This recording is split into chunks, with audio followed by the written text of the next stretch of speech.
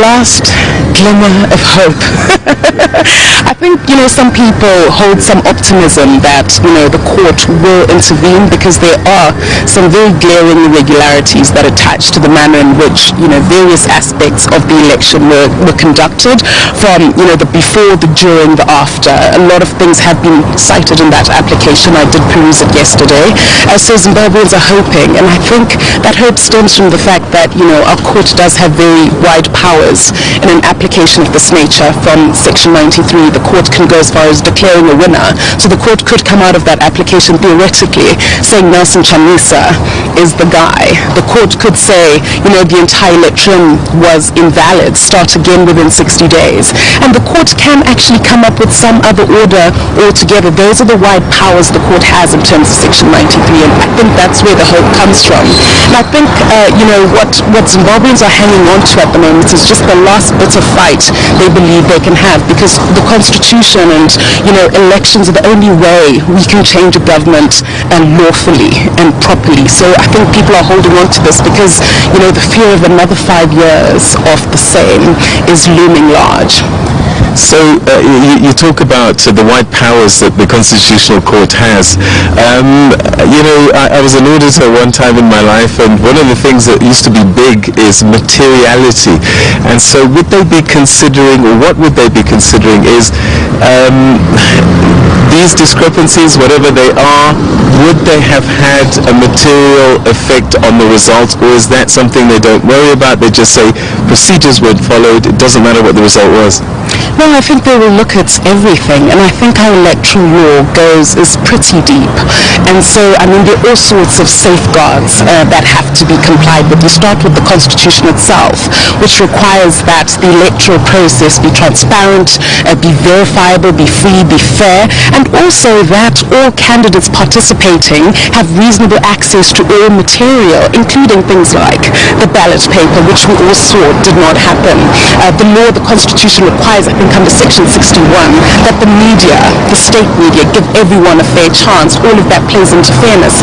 And then in terms of the actual strict procedures, the counting, the data, the stats, the numbers, all of that has to add up. So I think the court does have wide powers. They don't just look, it's not a window dressing exercise, or at least it shouldn't be a window dressing exercise, going through the motion, ticking boxes and saying, okay, it's done and dusted. There's nothing we can do. I think this is a real test for our, electoral law and the Constitutional Court, whether it will invoke the wide powers that the Constitution gives to it. So there have been concerns in the past about the independence of the judiciary, upon which the Constitutional Court is a part. And the question is, as a practicing advocate, have you seen a strengthening of the judicial independence over time? Absolutely. We win cases every single day in these courts, so certainly there is a hope that the courts will be independent. I think without any evidence that they won't be, I think we shouldn't jump to the conclusion or hang on to a speculation that they won't. Let's see how they handle and manage this case, and then we can deduce from there. The country's opposition leader Nelson Chamisa is with our Africa correspondent John Sparks, who's live in Harare now. We can speak to him. John. Yes, good evening. I am in central Harare. I am joined by the leader of the MDC Alliance party, Nelson Chamisa, on what is a pretty extraordinary day. Last night we had the official results to the election, where President Emerson Mnangagwa claimed 50.8% of the vote. Today, a press conference held by Nelson Chamisa was essentially broken up by the riot police until they left the premises. They have now issued what most people would consider to be a fairly humiliating apology. Quite an extraordinary day, Mr. Chamisa. We have had an election that has been described by the president as free and fair. We've also had shooting on the streets on Wednesday in this city. Is this the new Zimbabwe? Oh, definitely not. In fact, I'm extremely concerned that the leopard has not changed its spots, and the skin is the same old ways that we saw in the yesteryear dispensation of ZANU-PF. politics of terrorism, politics of violence, politics of terror, politics of tanks and guns on the streets. That is totally unacceptable. But what is more disturbing is the electoral shenanigans and theft of the will of the people. The manipulation and tampering with the will of the people is something that we don't take lightly. People in Zimbabwe are extremely concerned. This is not just a feeling in the MDC Alliance, it's a universal feeling, including those in ZANU-PF who do know that they did not win this election. If anything, they just got a declaration from the Zimbabwe Electoral Commission, which is not an expression of the will of the people. The Electoral Commission says that you have not won the presidency. They say that the MDC Alliance will not control the parliament. This is not a good result for your party. Well, it's a very good result for our party, because if you look at parliament, we've done very well. We have managed to sweep away all the cities and towns. We are in charge of all the metropoles in the country. We are also in charge of all the local authorities that are significant. So the greatest part of taxpayers and the budget that is going to sustain this economy is going to come from the MDC Alliance dominated areas. In the rural areas, we've also made significant inroads, but we must acknowledge that we've had problems in certain areas where food is being abused as a political weapon. Not only that, we also have intimidation, command approach to politics, command politics, command elections, a command voting, where people are commandeered into voting for a particular candidate in ZANU-PF, or else they risk losing their lives or not getting food. This has been a problem, and this is part of why we are challenging those results in the parliamentary. So once we have successfully challenged those results, we will get the majority in parliament. And of course, we've won the popular vote in the presidency. There's no doubt that we have a popular vote ahead of Mr. Mnangagwa. He knows it, he acknowledges it. Of course, he doesn't acknowledge it. He does. Tonight he said in his press conference that he won the election freely and fairly. That's his claim, but he knows the truth. Acknowledging the truth, and of course what he's claiming now is expedience, because he has been in cahoots with the Zimbabwe Electoral Commission to try and manipulate and alter the will of the people, which is not possible. And this is why we are pursuing all our legal and constitutional routes to make sure that we negate this kind of cheating. It's not possible. People voted, but you can see that there has been cheating on the part of ZEC and also on the part of Mr. Mnangagwa. What does Nelson Chamisa do next? What does the party do next? You say you're going to go to the courts. Do you trust the courts? Well, it's not a question of trusting the courts. It's a question of trusting the authenticity and the currency of the message that we have, and the kind of evidence we have. We have overwhelming evidence of areas where certain figures were inflated in favor of Mr. Mnangagwa, areas where they deflated figures that were coming the MDC Alliance side. So do you have evidence for this? Hardcore evidence, in fact paper evidence, V11 forms, which are polling station based forms. Those we are going to use at appropriate levels in engaging ZEC, but also in articulating our message to the international world. But more importantly, we want to appreciate the support we've had from the international community for genuine, free and fair elections, and also for making sure that there's accountability, which has been lacking in this election. Do you really think you can overturn the presidential result in the courts? We are not going to overturn anything. If anything, what we are going to overturn is the declaration by ZEC. The result is in our favor. It's not as if we've been defeated. We had more votes than Mr. Mnangagwa in the popular vote. I won the presidency. Mr. Mnangagwa was then declared president. So there's an anomaly. We need to undo the damage done by ZEC because of their lack of integrity, their lack of consistency, and of course their partisanship. Their bias is unbelievable. It even stings in high heaven. Do you want people to come out onto the streets? Are you calling for demonstrations? I've seen what's happened earlier this week. I've said that because of homelessness, joblessness and hopelessness in the country, people are already in the streets. So I can't call them to come where they are already. They are resident in the streets automatically.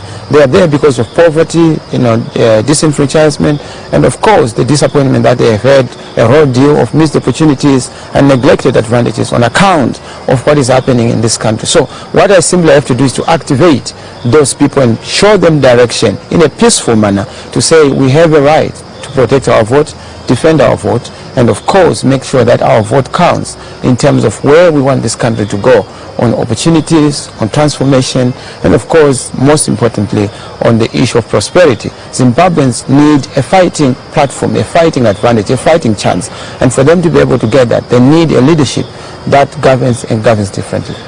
President Mnangagwa extended an olive branch to you tonight. He says you have a crucial role to play in this country. What's your response to that? Of course, he must extend an olive branch as a person who is gracious in defeat.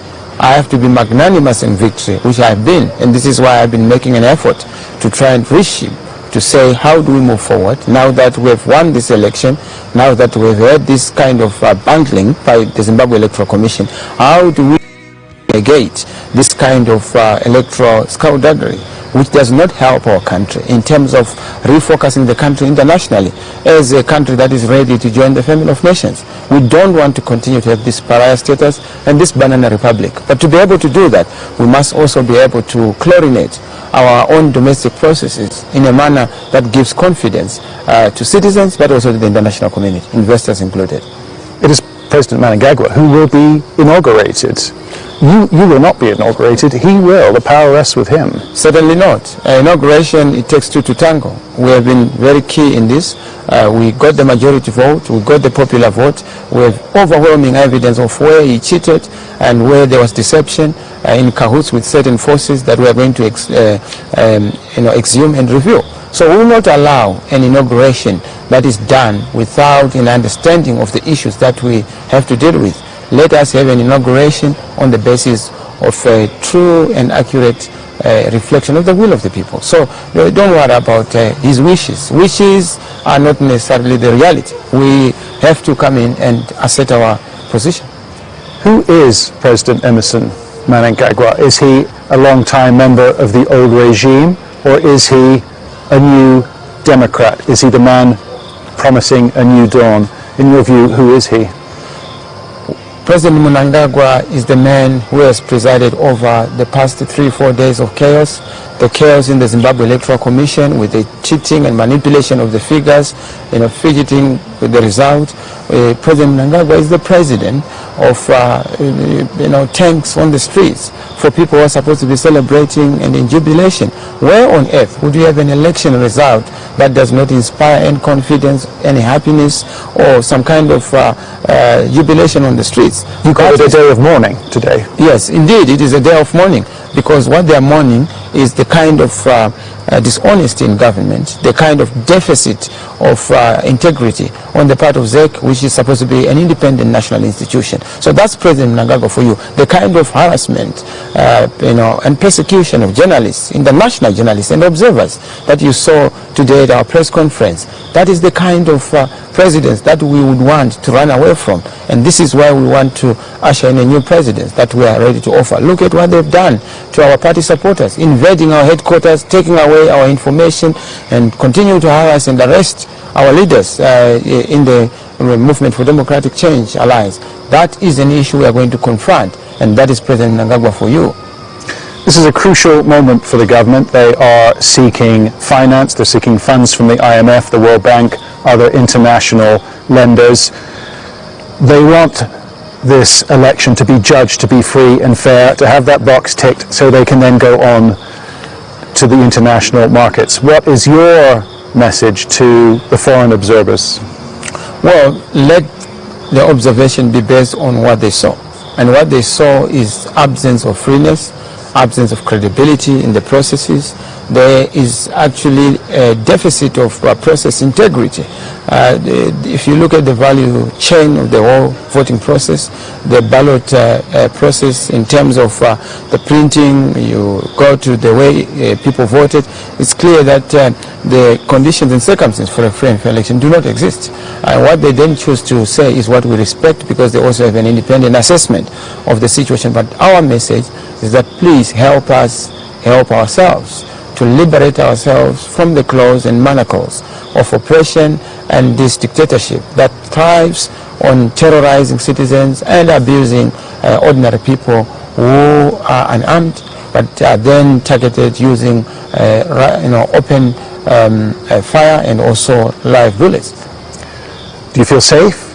Do you have to be brave to be in opposition politics in this country?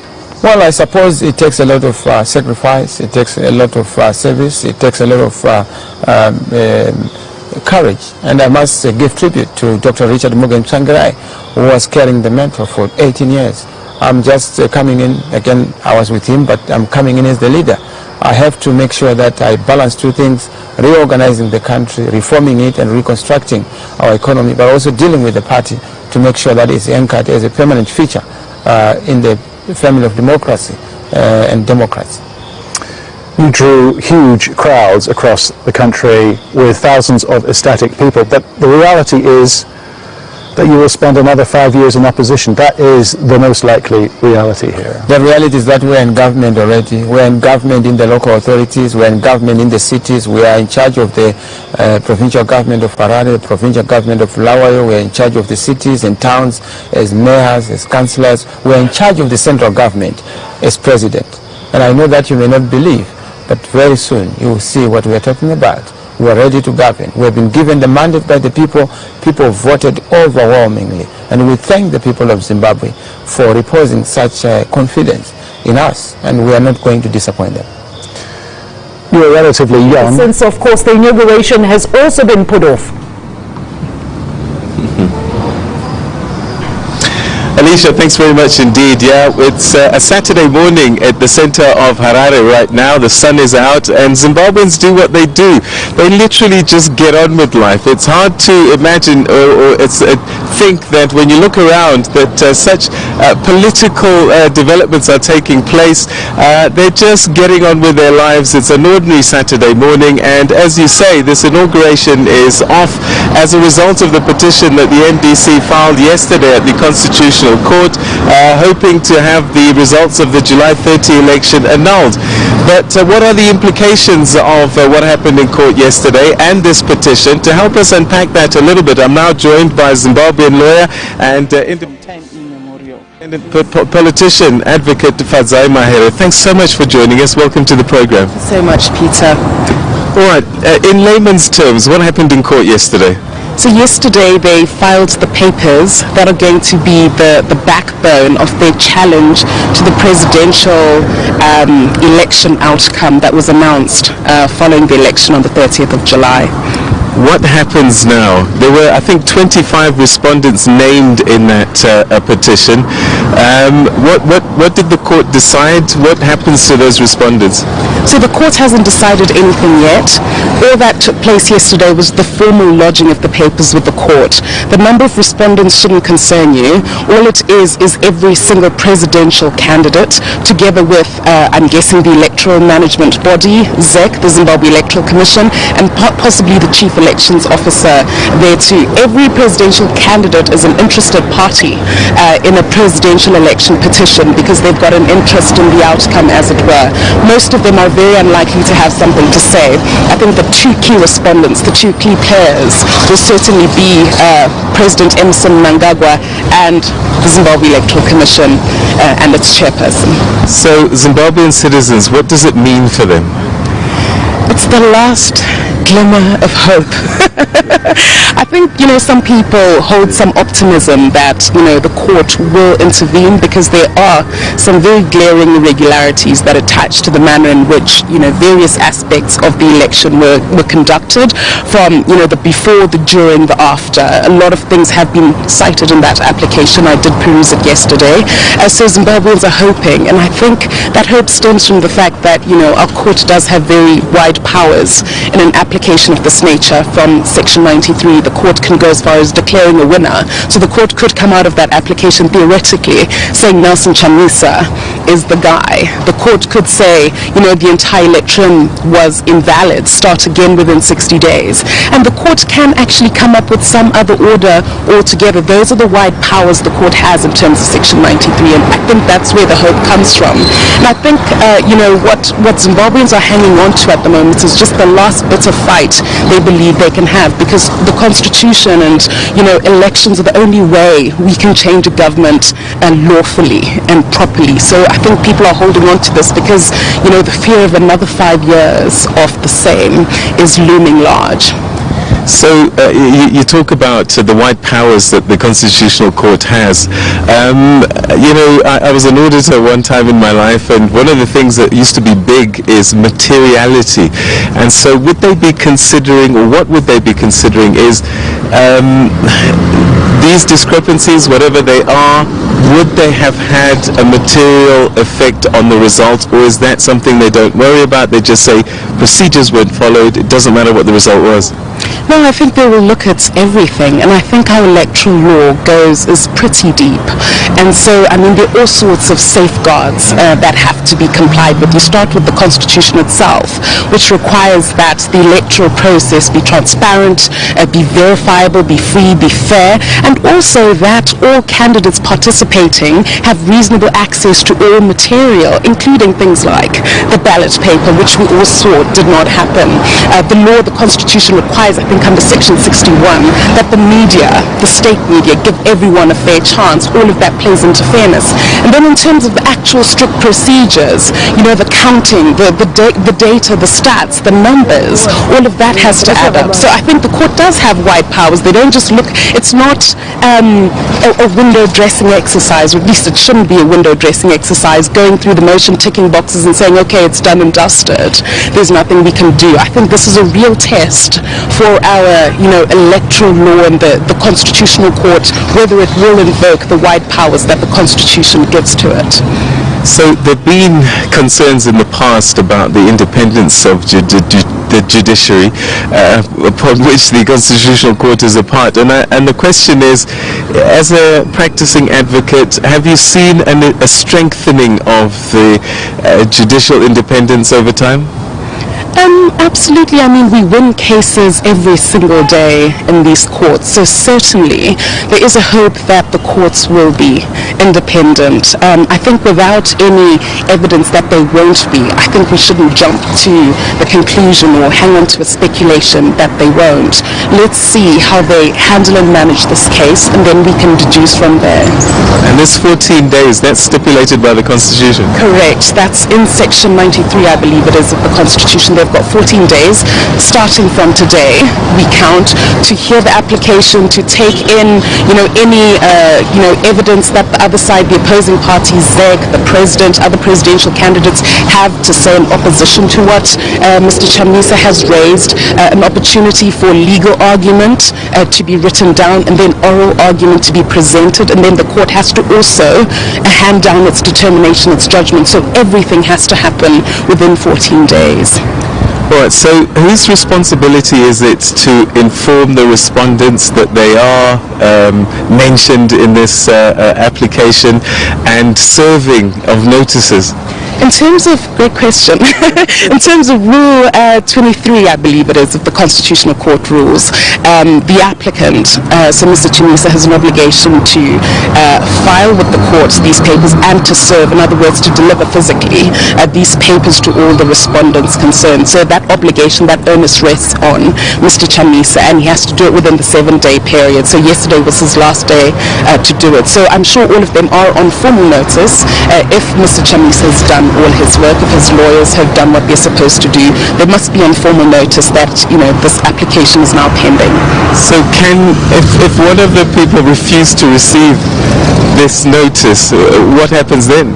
I think the law is quite clear, the deputy sheriff, or whoever it is who goes to serve it, just endorses that, Mr. X refused to take the papers. So if I've got a case against you, Peter, and I want to claim $1 million that you owe me, you can't just say I don't want the summons. It doesn't work like that. You have an obligation to receive it, and if you, or it could be delivered into your letterbox, or something that will make sure that you get notice of the papers. And if you refuse to do it, it's endorsed and it just proceeds as if you were served. So you can't play those sort of games in an application like that. A couple of things just to wind up. The first one, Tendai Beauty being extradited, or not extradited, deported from Zambia.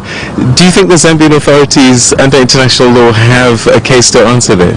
I think before we even go into international law, we look at their own courts. There's a High Court order from the High Court of Zambia that the Zambian authorities completely disregarded. So that says something about their own rule of law before we go to international refugee law, which they obviously did flout. And I think the UNHCR did issue a statement saying, what are you doing here? I think it's a matter of regret that, a SADC country, a country where, you're supposed to respect not only fundamental rights, but dignity of a person, the manner in which he was treated, the fact that a court order was disrespected, all of it doesn't bode well for the sort of, continent and region we want to build. And then the last question, an interesting one. The President-elect tweeted yesterday or the day before saying, at my intervention, Tendai Biti was released. And I'm just wondering, even though it was a positive outcome for Tendai Biti, is this outside of a state of emergency an executive overreach? I think there is absolutely no constitutional basis for the president or anyone else to intervene in a formal legal process. Tendai Biti was brought before a court having been charged with 2 offences. There is no role for the president there in terms of the constitution, which binds all of us, including the head of state. He doesn't get to call the magistrate or prosecutors, and by the way, the National Prosecution Authority also has a constitutional obligation to be independent.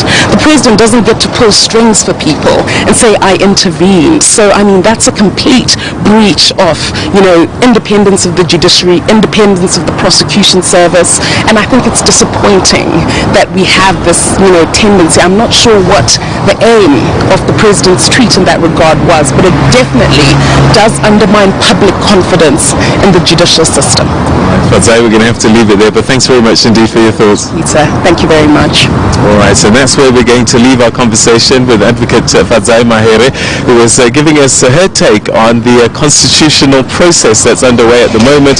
This petition that was filed by the MDC Alliance to have the results of the elections of 30 July annulled, and we'll keep on top of that story, but I guess the big story really is that there are 14 days to make a decision, and there'll be no inauguration taking place tomorrow. Back to you, Alicia. Thank you so much to Peter Ndoro. They out in Harare, and absolutely there he was joined by a Zim constitutional law expert there, and she did say this will be a real test for the Zim constitutional law. And as public or private, we're actually being outdone by social media, because before you know it, instantly an issue will be covered, whilst of course in terms of in-depth analysis and authenticity, then you would get that from the public and private media, the mainstream media. So it was about where do you find the truth? Is it social media or is it the mainstream media? And I think mainstream media still remains an important factor if you look at the issue of authenticity. Right, fantastic. On that note, we'll take another short break. We'll be back with more. Please stay with us.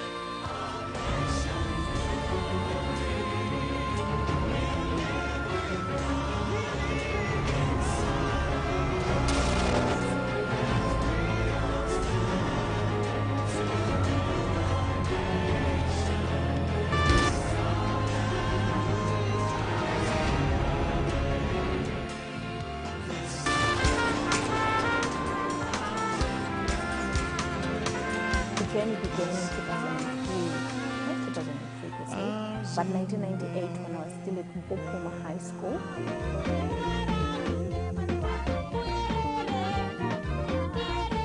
I am multicultural. That's why even on all my albums you can see I sing in Sindebele.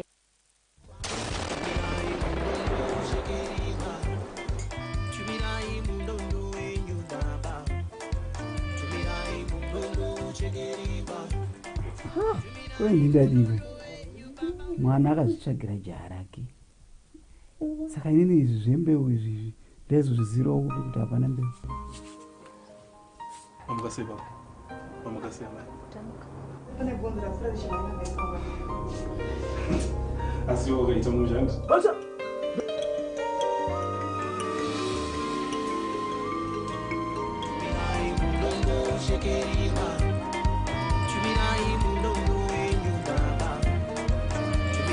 MDC TV, the pioneers of local content. And our land is our Zimbabwe, a land of peace for you and me. Once born in pain and segregation,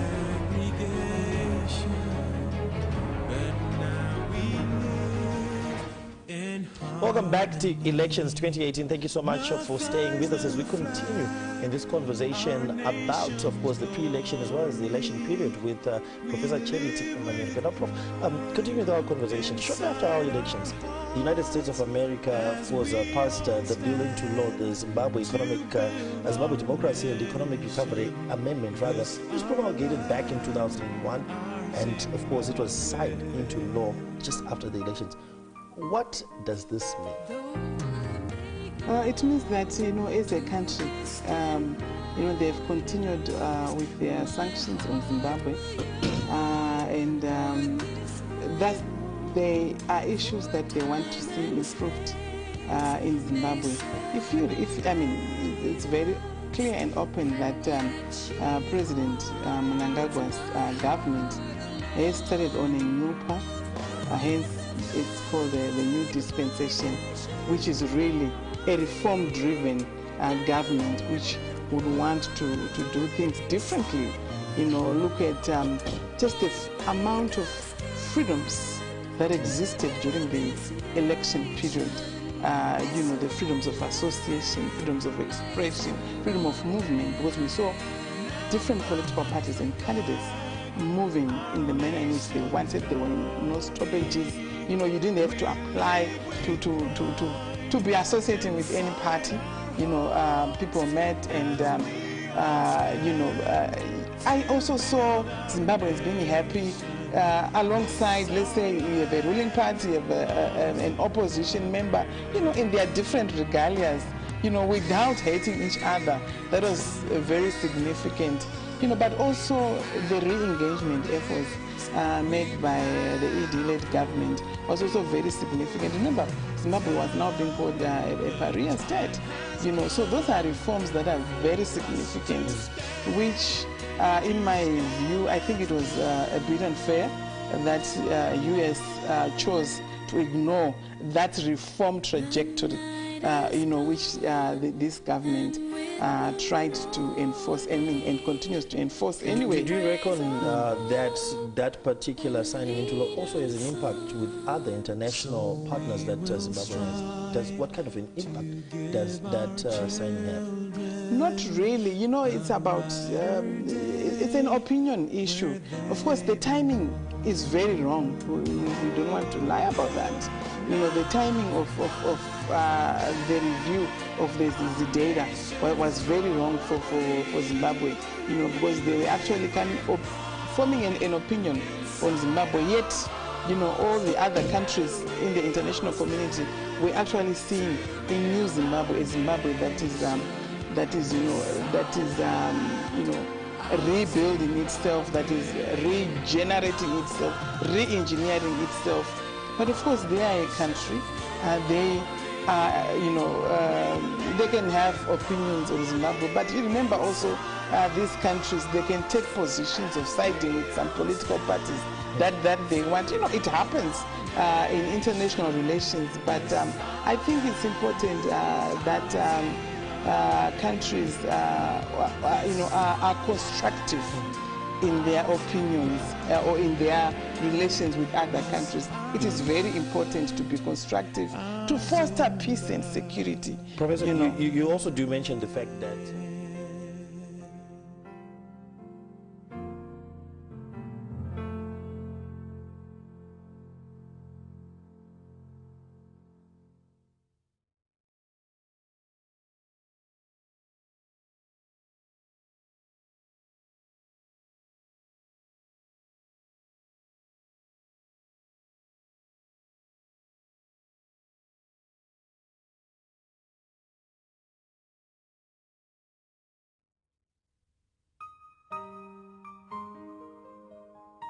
Don't add up. Zimbabweans took to the polls 2 weeks ago, and ZANU-PF maintained its two-thirds majority in parliament, and President Emmerson Mnangagwa emerged victorious. Mnangagwa was expected to be inaugurated tomorrow, but this has been put on hold pending the Constitutional Court judgment. SABC News foreign editor Sophie Mokwena spoke with MDC's legal representatives outside the court. We're quite confident, but it is not for us to make a determination. Our role is to argue the matter, and we're more than ready to do so. When are you back in court? We will be in court within the coming 14 days. We'll argue the matter and have it determined. Have you sought the legal assistance from the South African Senior Counsel Dalimpofu Yes, you know, as we indicated, we have a very strong legal team. We have some legal minds from South Africa. My namesake, surnamesake, is that what it is called?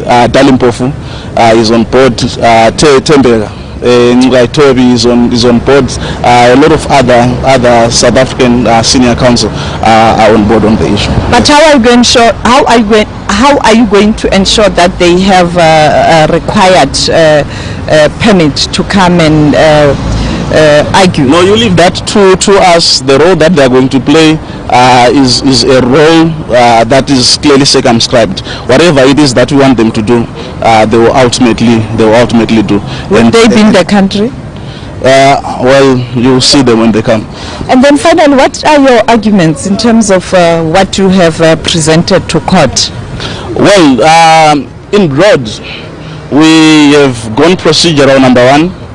We've shown that the proper procedure in our view was not adhered to in the conduct of this election, the announcement of the result and the concomitant declaration. We have gone mathematical.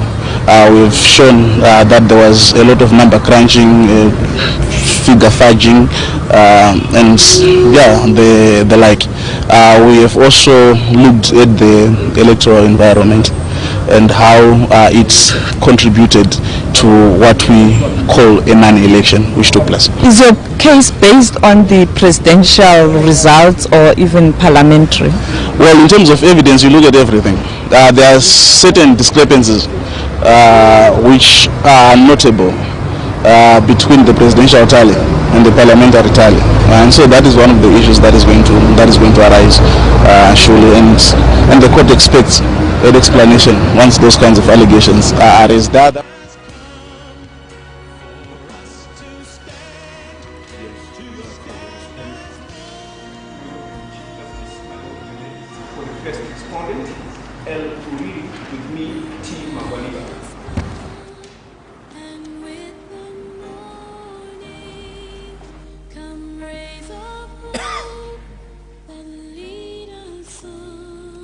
So we will strive to give our children. My Lord, I'm Mncube, appearing for the. Sorry, my Lord and ladies, I'm Mncube appearing for the sixth respondent together with Annie Stoll.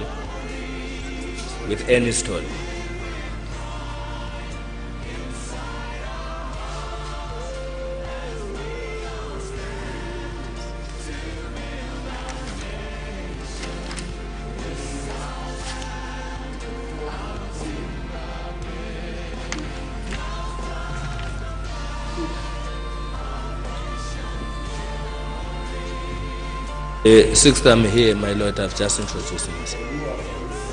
The sixth respondent. Seventh respondent. 8, 9, 10, 11, 12, 13, 14, 15,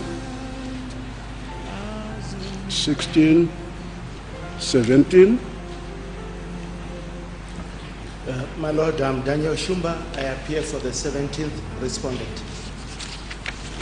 You appear on your own behalf. Yes.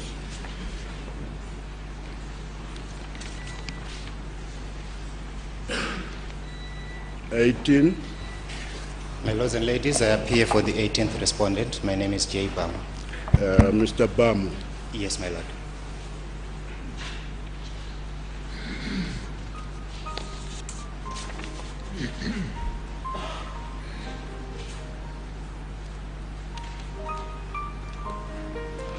(19) 20. If it pleases this court, my lords and my ladies, T.S. Manjengwa is my name. I appear on behalf of the 20th respondent. With me is D. Halimani. Halimani. Yes, ma'am. 21st, 22nd. If it pleases the Honorable Court, my name is Isa Mandipa of Kunde and Legal Practitioners. I appear on behalf of the 22nd respondent, and with me is Mr. C. Makwara. Sorry, what's your name? E. Mandipa. Ndipa. Yes. And Makwara. Mr. C. Makwara. Mr. Makwara.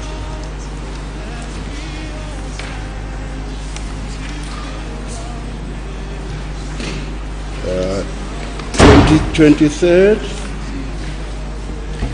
If it pleases the court, my lord and my ladies, T.M. Kanengoni, appearing together with Charles Nyika, we represent the 23rd, 24th, and 25th respondents.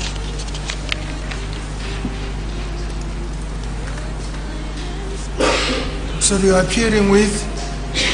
With Charles Nyika. Charles Nyika. 23, 24, 20.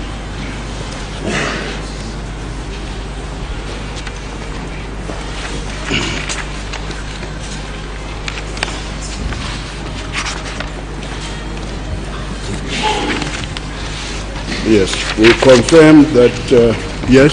If the court is pleased, my lords and my ladies, Mabwe, yes. I appear on behalf of the 5th respondent. Fifth respondent? For the 5th. Fifth? Indeed, my lord.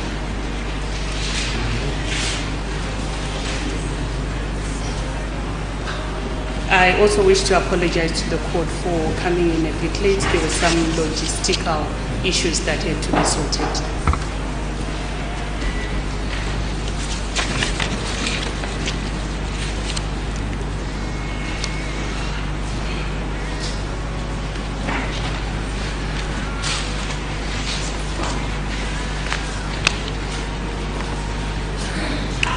Yes.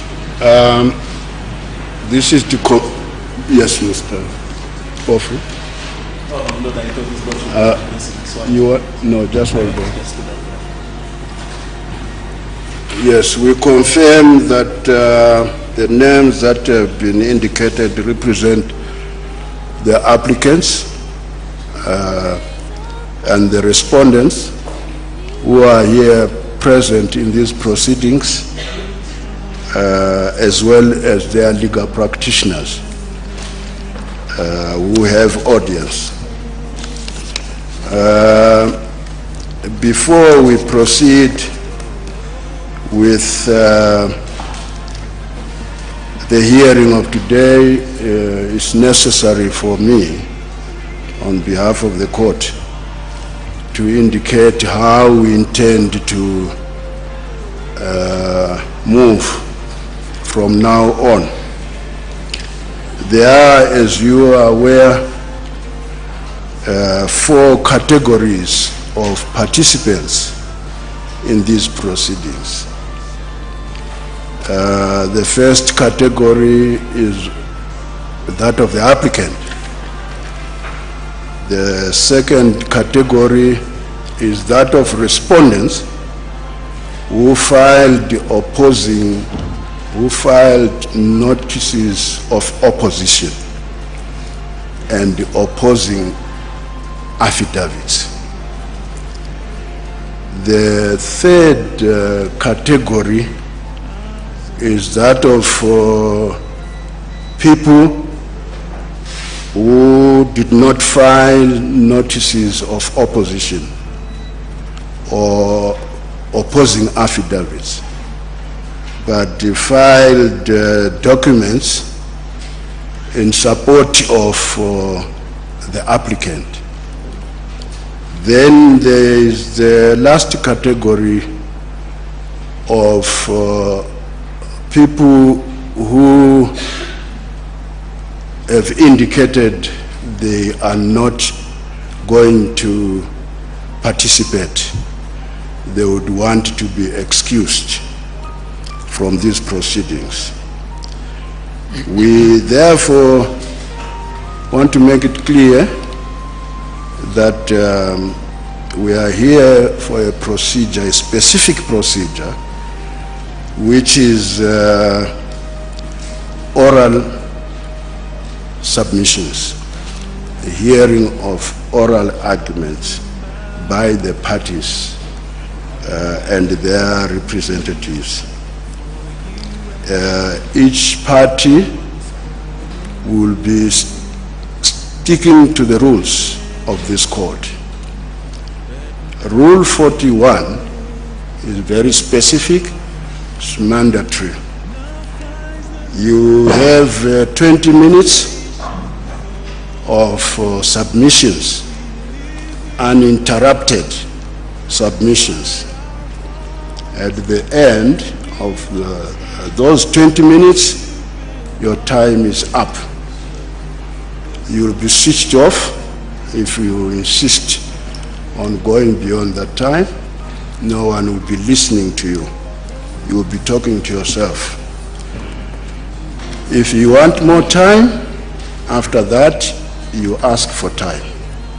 The court is willing to entertain reasonable requests and will then give you the time, and then that will be the final indulgence as far as the time is concerned. That is the main argument. In reply, a party has 5 minutes only, and you need to comply with that time.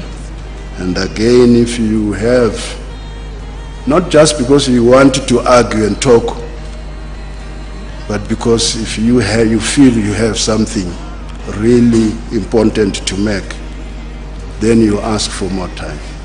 We'll consider granting the time if necessary.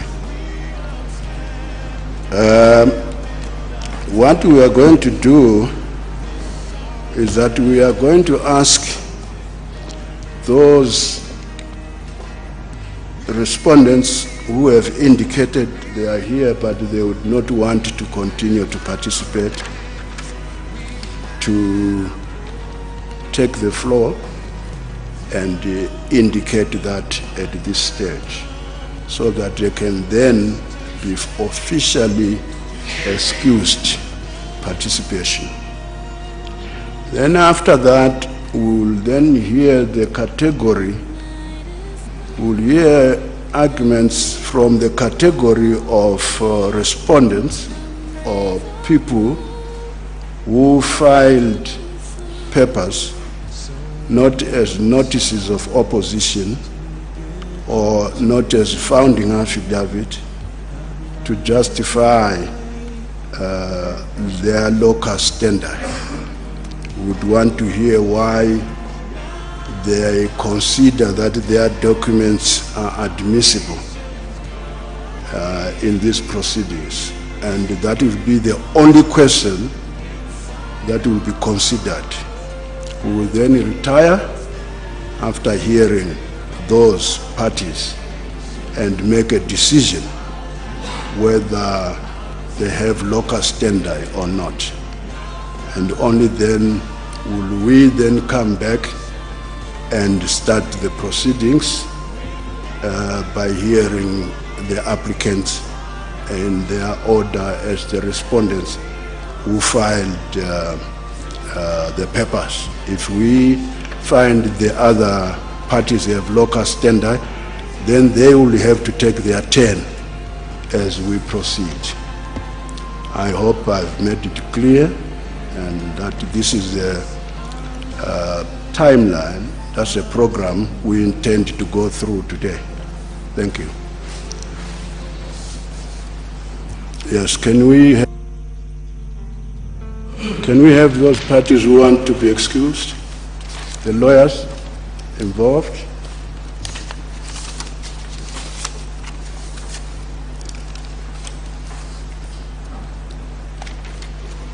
I think, is it Mr. Bamu? Are you not part of this group? I think it's Mr. Bamu and Mr. Mandipa and Makwara. Are you involved in this category? My Lord, for you are Mr. Yes. Mandipa. No, I am Mr. Bamu. Sorry? I am Mr. Bamu. Mr. Bamu. Yes. Yes, you may say something. For the 18th respondent, we took the position to abide by the decision of the court. We will only sit in out of interest to follow the proceedings. But we do not intend to be making any submissions outside what we've already filed on the papers. You don't intend making any submissions, but you would want to remain observing. You will remain, or you want to leave? I would wish to remain, my Lord. You would wish to remain, that's fine. Yes? Yes? Yes, I am as well Mandipa for the 22nd respondent. What is appearing from the papers filed of record, my Lord and my ladies, that will abide by the court's ruling. And maybe if I can take this opportunity just to correct the 22nd respondent's name. As opposed to William Mugaza, the proper name is Willard Mugaza. So if that minor correction can be made. It's Willard? It's Willard Mugaza. Yes. So we took the position of standing and abiding by the court's rule, but would also wish to remain on bar. But you want to be excused from participating, but you remain at the bar? Quite indeed, my Lord. All right, yeah. Yes, permission is granted. You are excused from participating. Anyone else?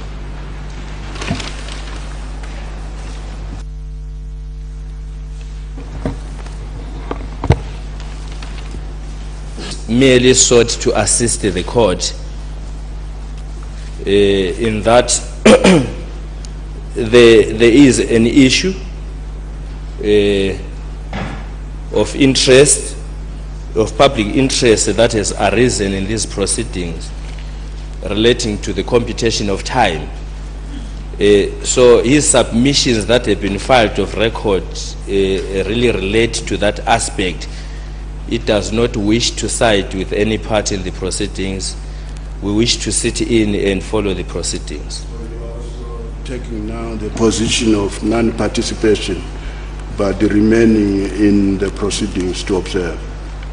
Indeed, my Lord. Is it? Yes. Fine. All right. Permission is granted. You are excused from participating. Thank you, my Lord. All right.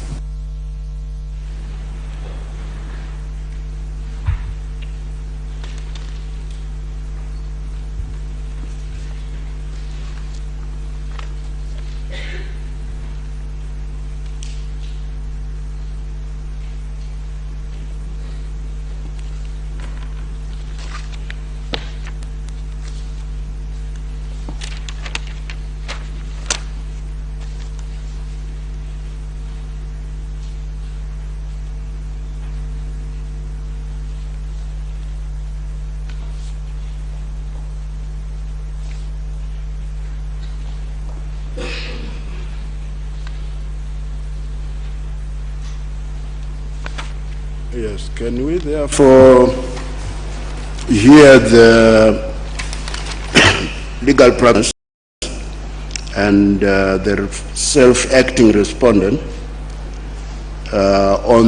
in the third category of participants or people who did not file the notices of opposition or founding affidavits, but filed documents which appear to be in support of the applicant.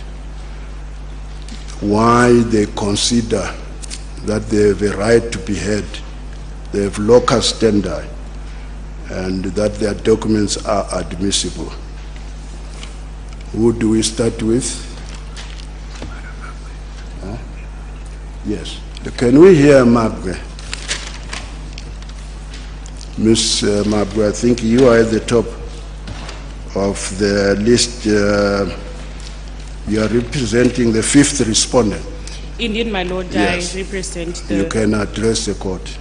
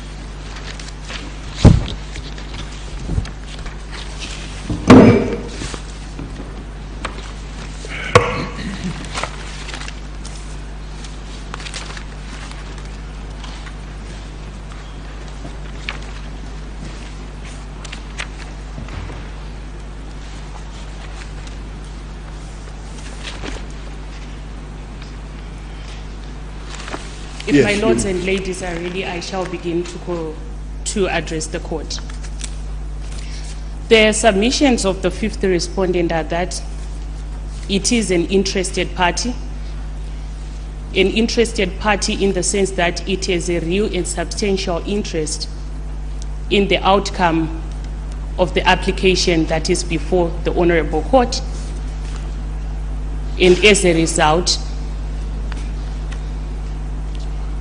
has the right not only to make submissions in favor of what it considers to be real and substantial justice, but it also has the right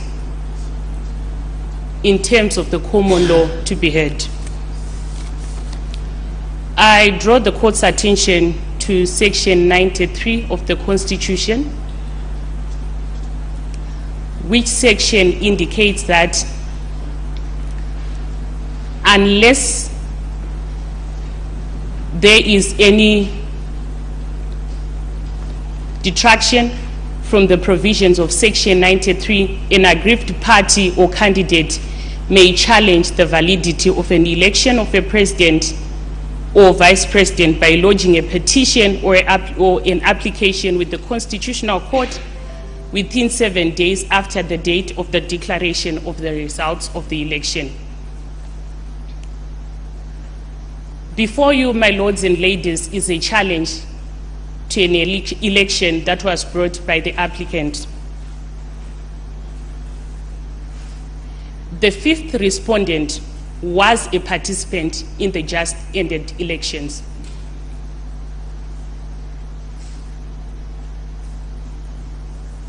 Having been a candidate in the just ended elections, he has a real and substantial interest in what the court would determine in the application that is brought before you.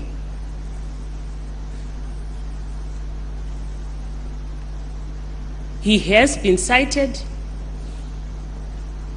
and he must therefore respond.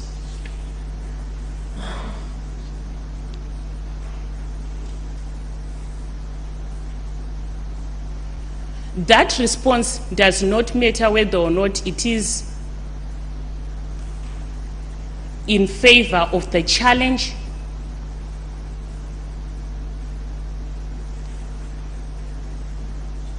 or against it. the issue is having been cited, he must appear before the court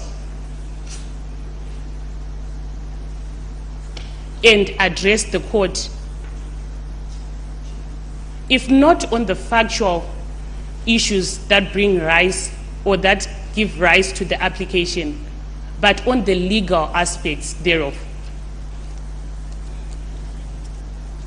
And you will notice, my lords and my ladies, that what the fifth respondent, has done is to indicate that there is a legal basis upon which his interests, which are real and substantial,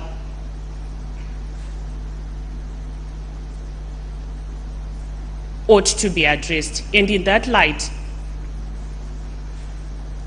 I would submit that he has the locus standi to appear before this honorable court. Whilst traditionally the approach would have been to adopt a strict interpretation to Section 93 and argue that he ought to have brought a challenge to the application because he has taken a certain position, I submit that the purposive interpretation to locus standi is to allow every party that has participated in the elections, cited as a respondent, to bring their position before the honorable court. It is for the court to then determine whether that position is sound or not. What the court cannot do, in my submission, is to close the door to such a respondent and indicate that they can only approach the court via the interpretation of an aggrieved candidate. Unless my lords and ladies have issues that you would want me to clarify,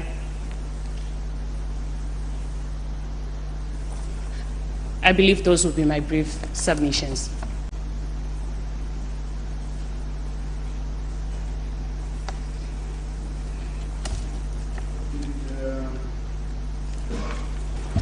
Did the fifth respondent understand the notice given to him by the applicant?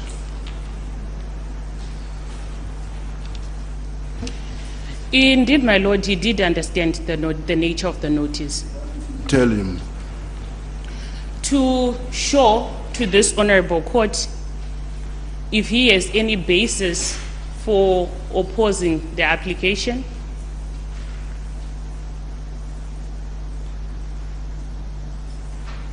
or otherwise, failure of which the court will grant the appropriate remedy. It says that.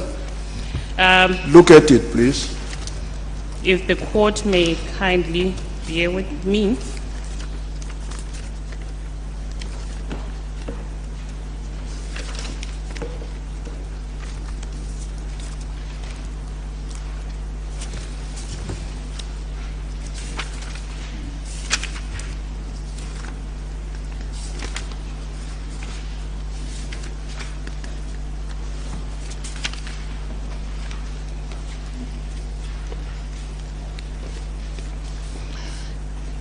Yes, I'm on, I believe, page 7, which is the notice. Indeed. Take notice that the applicant intends to apply to the Constitutional Court for the order in terms of the draft order annexed to this notice, and that the accompanying affidavits and documents will be used in support of the application. I proceed to the second paragraph. If you intend to oppose this application, you have to file a notice of opposition in the form of CCZ2, together with one or more opposing affidavits with the registrar of the Constitutional Court at Harare within 3 days after the date on which this notice was served upon you. And you also have to serve a copy of the notice of opposition and affidavits on the applicant at the address for service specified below. And your affidavits may have annexed to them documents verifying the facts set out in the affidavit. Right. That is, you understand that that is an expression of the rules of the court. Indeed, my lord, I do agree. And what do you expect from, as a legal practitioner, what do you expect is to be done?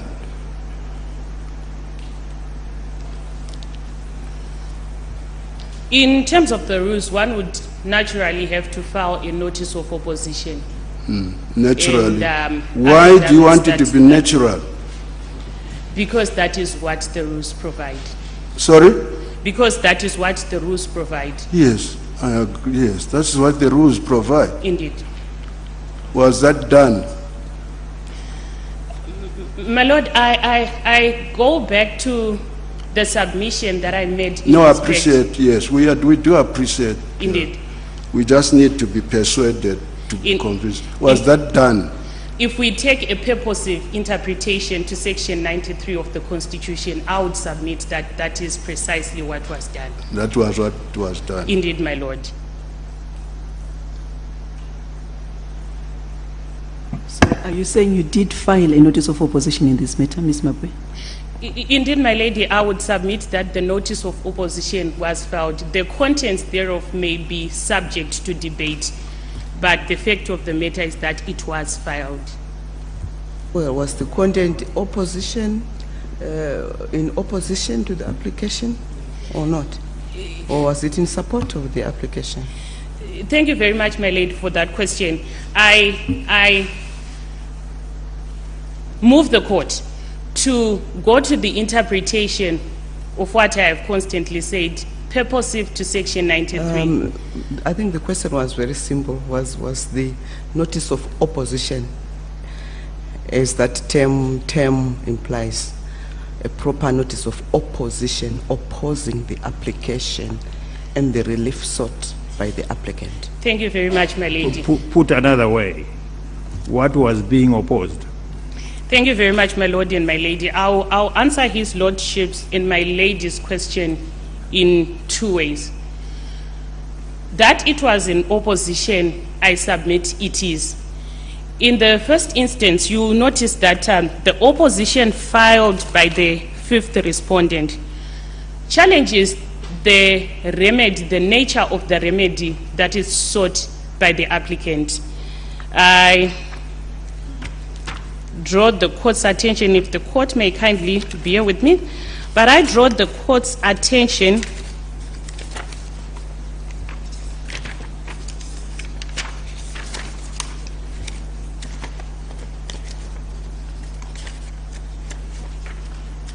to page 529 of the record, where the fifth respondent tabulates what I call the just and appropriate remedy. That is the heading that appears.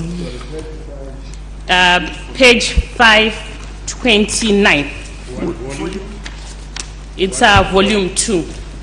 Volume 2, page 529.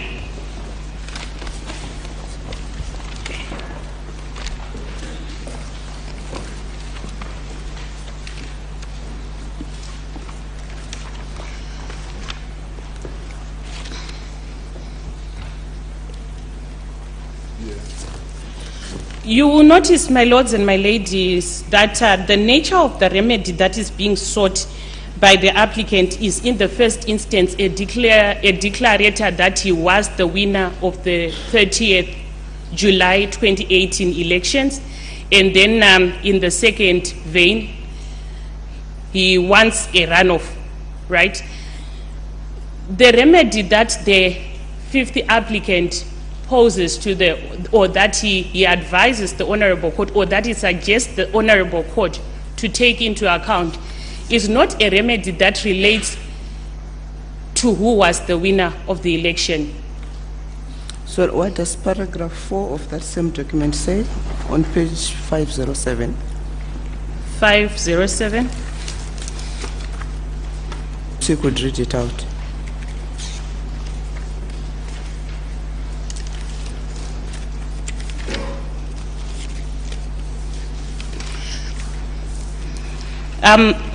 Whilst I'm cited, I believe it's whilst I'm cited as a respondent, I support Mr. Chamisa's application to invalidate the recent presidential elections. The purpose of this affidavit is briefly to set out the basis for my support of this application. Yes. Is it in opposition or in support? Thank you very much, my lady. It is a support that is also coupled with an opposition. The opposition arising in the remedy which the fifth respondent has suggested that this honorable court can relate to. And that remedy would not be to declare either the applicant or the first respondent as the winner, but he suggests a remedy that arises from the constitutional provisions. Ms. Mabwe, what is the essence of what the applicant wants? Is it not that he wants the election invalidated in toto? Isn't that the principal remedy that he seeks? Thank you very much, my lord. Is that not the same remedy that your client seeks? How is it different? Thank you very much, my lord. If we are going to take I would suggest to this honorable court that if we take a piecemeal approach to the application or to the relief which the fifth respondent has sought in this honorable court, then it might appear like he is in whole agreement with the applicant. The submission, however, that I make is that whilst the primary remedy that he seeks is in agreement with what the applicant is seeking, there is a substantial difference, and it is that substantial difference which I move to this honorable court grants him the right to be heard and the right to make submissions in favor of a position that he believes is legally tenable. Don't you agree that he really is a candidate? Indeed, he's talking like a candidate, isn't he? Indeed, he was a candidate, but his position is different from no, he's taken a position of a candidate. He was a candidate in the presidential election. Indeed, my lord. He got results. Indeed, my lord. And he didn't challenge. He's speaking like a candidate who's challenging another candidate, the winner. Isn't it? Not so, my lord, in its entirety. I would submit not that... Not in its entirety. Indeed, in its entirety. But in its part. In certain aspects, he might speak in a tone that might identify with the applicant.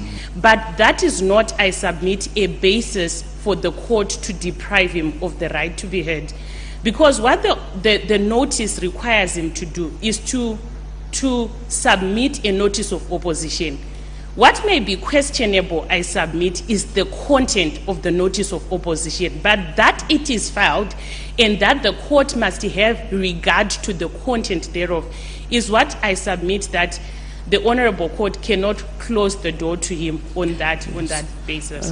Didn't he join Mr. Chamisa so that he also complies with the constitutional requirement of 7 days?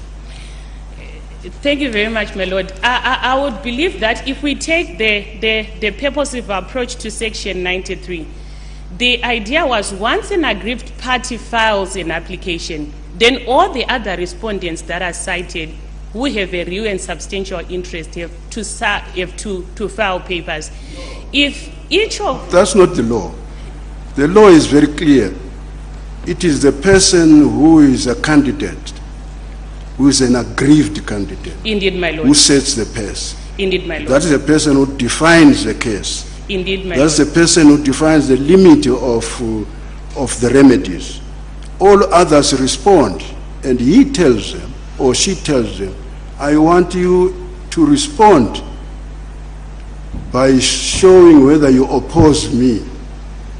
You must oppose me. If you don't oppose me, don't do anything. That is a position. That is 93(1) of the Constitution. And that is why there's that requirement of the time limit. You have 7 days within which to decide what status to take. Are you an aggrieved candidate? The law says here are the rights. Here is a remedy. here's a position. You are at large. You are at large within 7 days. And you must do what is required by the law, which is what Chamisa did. Then you have others who pretend to be Chamisas. I'm with you, my lord, but I would submit that the purpose of Section 93 was to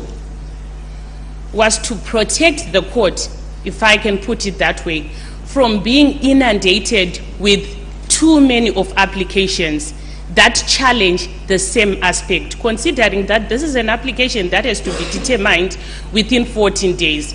And assume all of the 22 candidates are aggrieved. No, the 14 days doesn't come into it. Please, let's be very clear about the law. There is the first step, the constitutional remedy. Indeed. To an aggrieved candidate, anyone, there's no limit. Any aggrieved candidate who has results which he doesn't want, which he wants to challenge the winner, he has the right. The law says you are free. You have all the protection. That section is to protect those people for 7 full days. Everybody has a right to do what they like if they are in that category. Then we have a person who is in that category, and that is the applicant who exercised his right. Will decide whether in the exercise of the right he actually did the correct. That's something else. But he did exercise his right, and he is before this court. And you have then the same applicant correctly saying, look, I'm going to court. You were also candidates. I can't just ignore you. You may want to oppose me. He doesn't say support me. He has no right to say that. He says, in that notice that I said read, it's very clear what the applicant is saying to the respondents, all the respondents. I am seeking an order of court setting aside the results of the presidential election. That is the remedy, the relief sought. Set aside the results of the presidential election. Anyone who opposes that, please file a notice of opposition supported by opposing affidavits. And he specified, you do that within a specific time required by the law, by the rules. That is what he said, isn't it, sir? So if anyone else then takes a position which is in support of that applicant, he is in the same position as the applicant. But he has a right to do that as long as he has to satisfy the court that his documents are admissible. That is all we want from you, to satisfy us as a court that these documents, in the form they have been presented, are admissible. Thank you very much, my lord. I will draw inspiration from Section 93, which his lordship has just cited. Section 93 indicates that a candidate may, it's couched in language that allows one to exercise their right. It's discretionary. So a candidate who is aggrieved, indeed. Who can be forced to come to court? It has to be. Why are you bothering yourself about simple things like that? Legally, there's no issue. Indeed. It has to be a may. Indeed. Because it's a right. Indeed. No right can be forced. Indeed, my lord. So let's not hear that kind of If the court argument. may allow me to, Yes, to proceed right. from that Yes, line. That yes. once it then indicates that a party may, and a party decides not to exercise their right in terms of Section 93, and then another candidate has decided to exercise the right, and this other candidate is cited as a respondent, then they have to give a position to the court. And I would believe that that is in compliance also with the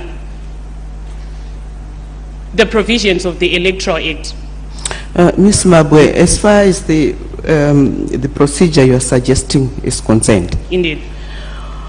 at what point, insofar as that procedure is concerned, would the other parties respond to what you, the fifth respondent would have said? What procedure allows them to respond to that? Because I'm sure you're not saying that the court must just accept what the fifth respondent says without giving the other parties the chance to respond. As they would normally be expected to, where a notice of opposition is filed. There is then provision for an answering affidavit. Indeed. And I would submit that the answer to the question would lie with the applicant, because the fifth respondent is simply that, a respondent. It is the applicant who can then file an answering affidavit and indicate whether or not the position taken by the fifth respondent is correct at law. No, Ms. Mabwe, I think you are missing the point.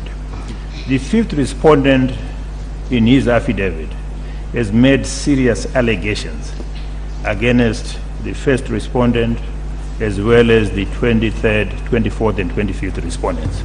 You accept that? My Lord, from my reading of the affidavit, I would submit that what the fifth respondent has done on the factual issues is to simply agree with the position of the applicant. He makes allegations that there have been irregularities. Do you accept that?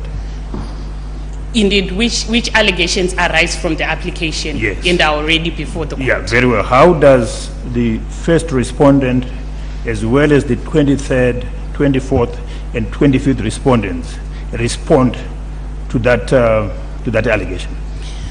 Thank you very much, my Lord. As I indicated, the allegations arising from the fifth respondents, notice of opposition are not fresh allegations. They are allegations that are already in the applicant's papers. And if the first respondent or any of the respondents deems that those allegations are of a serious nature and they require replying, I would submit that then they have to resort to the applicant's founding affidavit, because what the fifth respondent has not done is to bring fresh allegations before the court.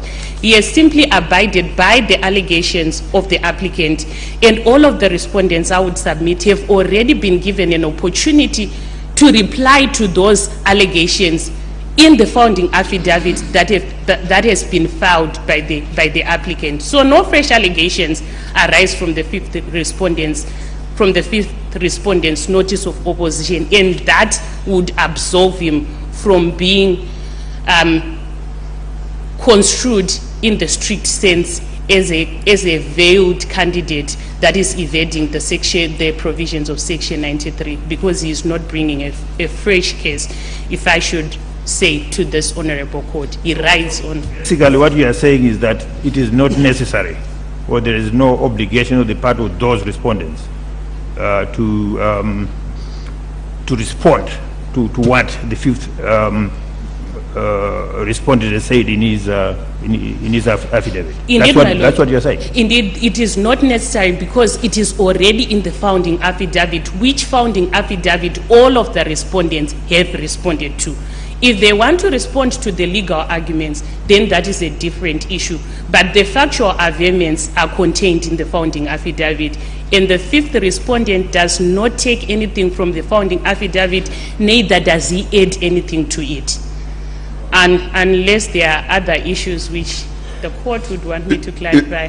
If you go to page 525, paragraph 74, you talk about the final voters' roll also showed significant adjustments to the number and the location of polling stations. Is that in the applicant's founding affidavit? I believe the founding affidavit does make mention of the voters' roll not being completely in place, and my question is on adjustments.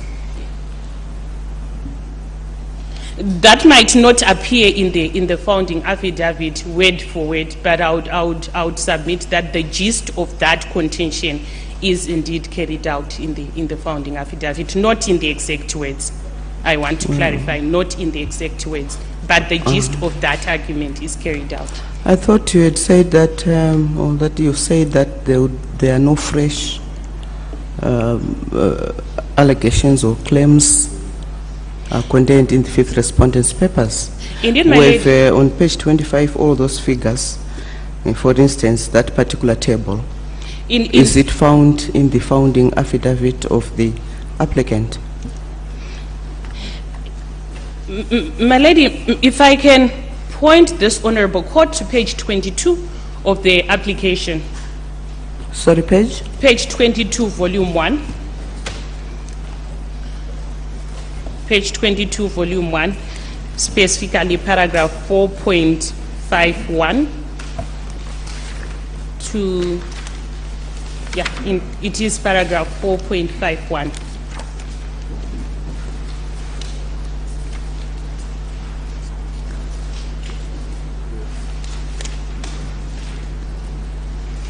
So, paragraph 4.51 is a challenge on the voters' roll and what it contains.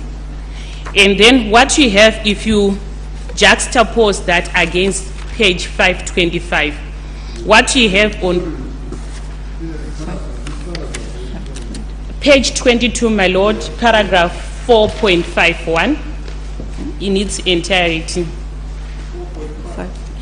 Do you not mean page 20? Unless probably our records are, it's page 22. My record reflects it as page 22. 4.51, it must be 16. 4.5.12. Is that the one? 4.5.16. It's at the bottom where there is a heading, failure to provide a complete voters' roll, if the court is with me. And the point I was making, my lords and my ladies, is if you juxtapose that against volume 2, page 74, what you simply have is it's not an addition, it's a substantiation of the allegations that already appear in the founding affidavit. And if any of the respondents then is aggrieved by the figures that arise on page 526, they already have an opportunity to contradict page 22, paragraph 5.416, because the allegations are the same. And in that instance, I would therefore submit that nothing fresh arises in the fifth respondent's affidavit. It has filed its opposition, although that opposition may not necessarily accord with what the other respondents may prefer, or it might not accord with what the applicant may prefer. Because it is there, it has been filed, and because the respondent has been cited and he has a real and substantial interest in the outcome of the matter, I would submit that he must be heard. And any interpretation which the court may accord on section 93 is an interpretation that must give value and make the Constitution a living reality. Unless there are other issues that the court would want me to clarify, those would be my submissions. Just one, Ms. Mabwe, this thing or the attack upon your papers is that under the guise of filing a notice of opposition, you've actually become a the applicant. Instead of filing your own application, you've used the guise of notice of opposition to file in papers. What is your response to that attack? That is the direct attack that has been mounted by the other respondents against your papers. Thank you very much, my lady. And the response that I've proffered to that is, number one, the applicant has been cited and there's a real and substantial interest in the outcome of the matter. and therefore that citation accords him the right to file something with the court. Whether that something is in favor of an application that is already before the court or not is subject to debate. The fact is he has to file something. The second answer that I give to my lady's question is the interpretation of the rules of court, specifically the CCZ2, which the Honorable Court has pointed up to, is an interpretation that must be purposive, that must allow a party to be heard before the court. The court cannot close the door to a litigant because they have been cited as a respondent or they have not elected to use the Section 93 route. Once they have been cited and they have adopted a certain position, and if that position is legally tenable, then they ought to be heard. The court should desist from a strict interpretation of local standard and allow a litigant that has been dragged to court to present their position. If my lady is answered, I believe that would summarize my submissions before this honorable court. Yes. Thank you. Most indebted. Can we have the second participant in this group? I think we have Mr.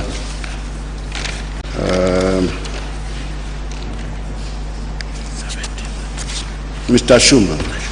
Yes, number 17. Is it number?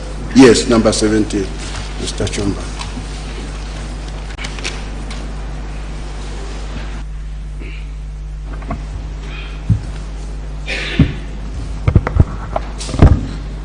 Thank you, my Lord, for the opportunity. Insist on your mic, Mr. Shumba. Yes, thank you. All right. No, it's fine as long as you can get recorded. Thank you. Thank you, my Lord, for the opportunity to present my reasons for the 17th respondent being before this esteemed court. Firstly, Your Lordship, I was served with the papers, and I had an obligation to respond to the issues therein. It's important, Your Lordship, that I give a little synopsis as to why this court must hear me and my arguments. Firstly, I was a candidate. I still believe I am a candidate until this court has made its pronouncements as to the way forward. I represent, as a president of a political party, the United Democratic Alliance. This is a far-reaching national issue that is before you, before this court. It is one that is going to define the democratic landscape of our country.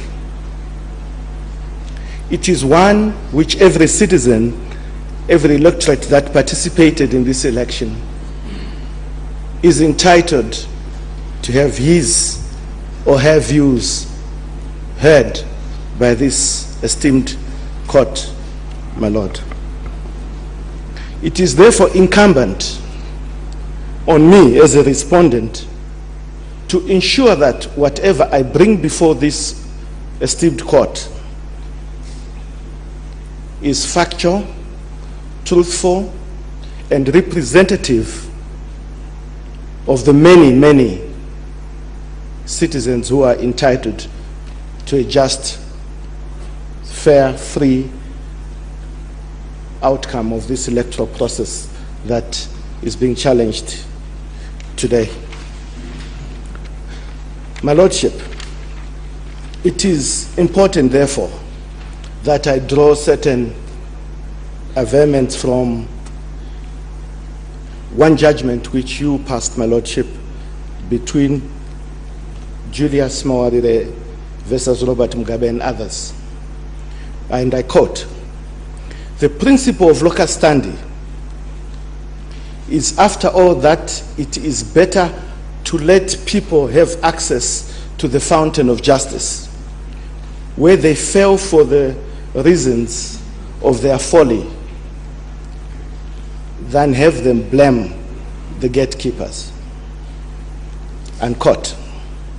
My Lordship, I think it's critical that when our arguments are ventilated, while they don't form an independent application on their own, they certainly would enrich, I believe, if I'm within order, the broader issues that the bench might want to be informed with. That ventilation is critical, not only for the judgment, but for the citizens of Zimbabwe to know that no issue was hidden and was not presented or argued before the court that forms aspects that affect the determination of who governs them. Unless this court is saying, because you did not put your application, and whoever else is a citizen of this country must be muzzled, and their rights, which I represent to a greater extent, must not have any distinctive meaning to this court. My Lord, on Thursday last week, in chambers, right in here, my Lord, you said this case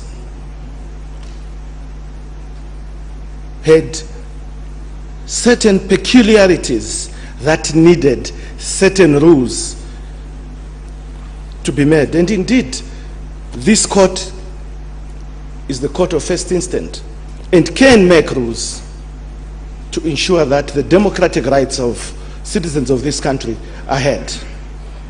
And I concurred with you, my Lord, that this is the first such case that this country, or maybe that this region or continent has had. And therefore, specific rules were not available, as you have heard yourself last week. My Lord, I think, without being repetitive, I'd like to associate my argument to a great extent with the fifth respondent, but aver that my arguments enrich and also greatly address issues that were raised by the first respondent in his papers that have not been dealt with the other respondents substantively. I'd like this court to note that until December, I was a member of the political party that had fired the first respondent.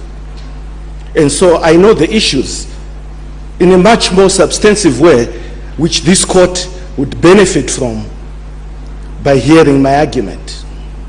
And it is not only going to benefit this court, but will shape the outcome of the citizens who are not here to represent myself or to speak on issues that I fortunately can speak to.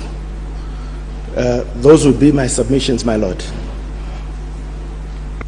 Yes, thank you, Mr. Schumer.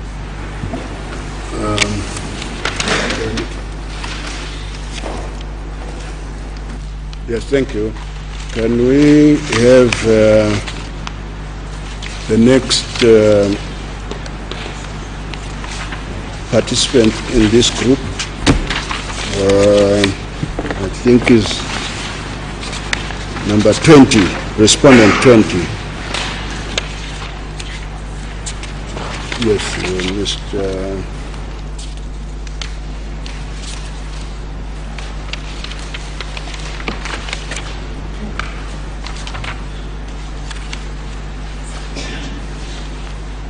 You are representing number 20. The 20th respondent. Yes. My Lord, Sorry, you are Mr. Manjengwa. Manjengwa, yes, Mr. Manjengwa. Oh, yes, sorry, Mr. Manjengwa. Thank you, my Lord. My lords and ladies, the notice of opposition for the 20th respondent appears on pages 781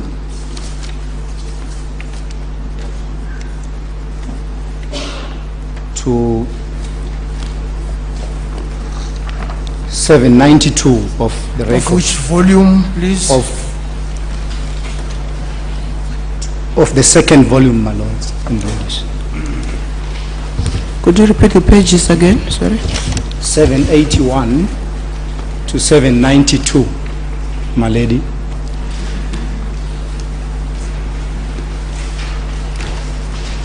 And it is the 20th respondent's submission that the notice of opposition is appropriately before this honorable court. The affidavit filed by the 20th respondent clearly indicates that he is opposed to the relief which is sought by the applicant. In particular, he is opposed to Yes. the relief sought by the applicant. Yes. Oh, all right. I'll refer you to page 788, paragraph 2.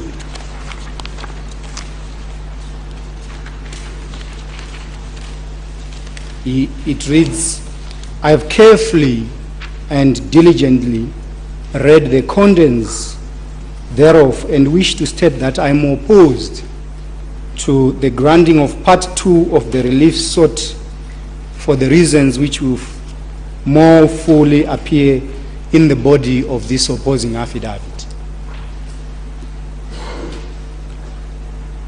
My lords and ladies, the 20th respondent was served with an application which he felt if it was granted in a certain form as prayed for by the applicant, it would not be appropriate. And this opposition is what he sought to place before this honorable court. In simple terms, the basis of his objection to the relief sought in part 2,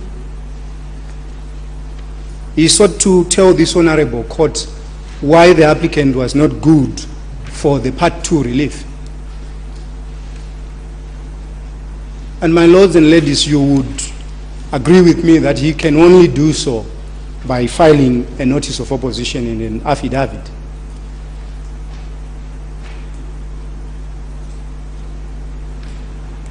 Now, in the course of addressing this honorable court on those issues, he deals with averments by the applicant, and he confirms that he agrees with those averments. As all the other respondents are entitled to do, they are not entitled to deny everything which an applicant brings before this honorable court. They only deal with those specific items that they are opposed to. And when it comes to those items that they agree with, they don't want to detain this honorable court. The essence of the 20th respondent's position is basically that whilst he finds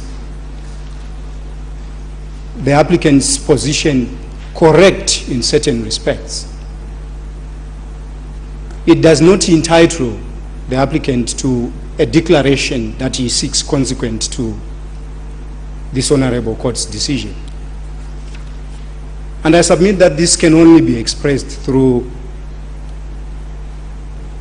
an opposing affidavit, which is what is before this honorable court, and therefore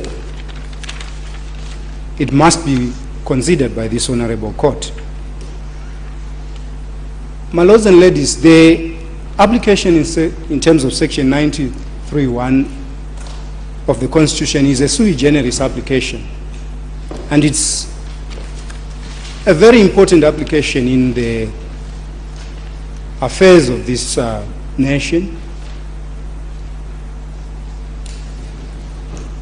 One only has to refer to the single opportunity that this honorable court had to decide a section 93 application, that is in the case of Tsvangirai versus Mugabe. That is CCZ 20 of 2017. And this honorable court defined its duty in respect of a section 93 application as to inquire into and established if the alleged acts of corruption or irregularities or acts happened. Now, I pause to emphasize there that this court ruled that its duty is to inquire. And I also pose and refer this honorable court to the jurisprudence in relation to electoral petitions before the introduction of section 93, which again went to the extent that although we have an adversarial system, when it comes to electoral petitions, the court plays to a certain extent an inquisitorial role, and whenever a court plays an inquisitorial role, there is a certain degree in which it moves away from what traditionally is strict practice, so as to allow it to fully inquire into the issue before it and reach a decision that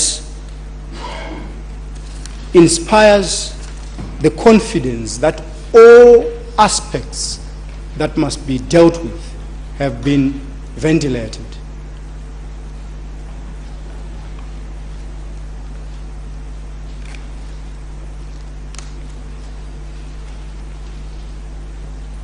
In so doing, this honorable court will have to look at all the evidence before it. And this is the latter part of the dicta in Tsvangirai versus Mugabe, where it says the court satisfies its duty by hearing evidence and assessing it in accordance with the competent rules of analysis.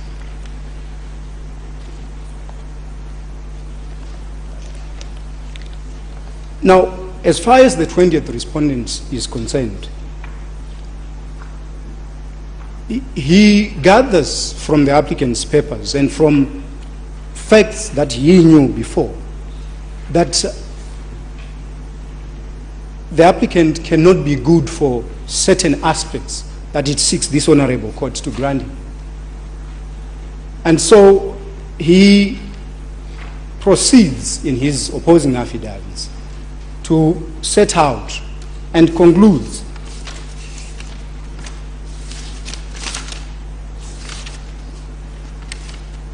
in, if you can bear with me, my lords and ladies, in paragraph 11,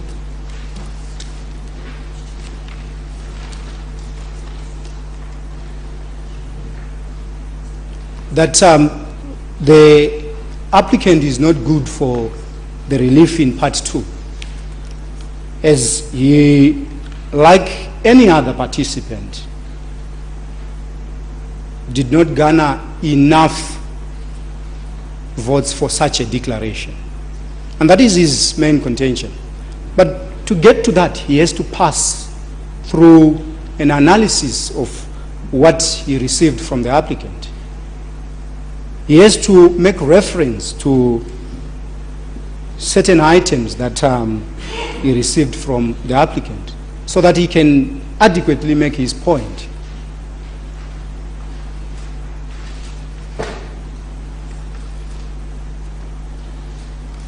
He was at a risk if he had not opposed this application, that which he feared, that which he did not want, might be retained by this honorable court. And so he cannot be put out of the court when he has a genuine fear that part of what this court may retain is contrary to what the facts in his knowledge show. So he came to this honorable court. And so he filed the documents which he filed. And it is the duty of this honorable court to look at those documents using the rules of analysis that this honorable court in Changerai versus Mugabe so refers to.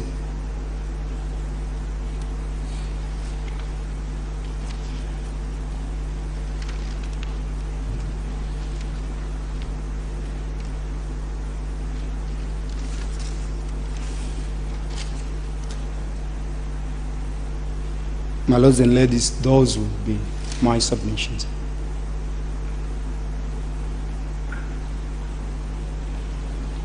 Yes, thank you, Mr. Majengo.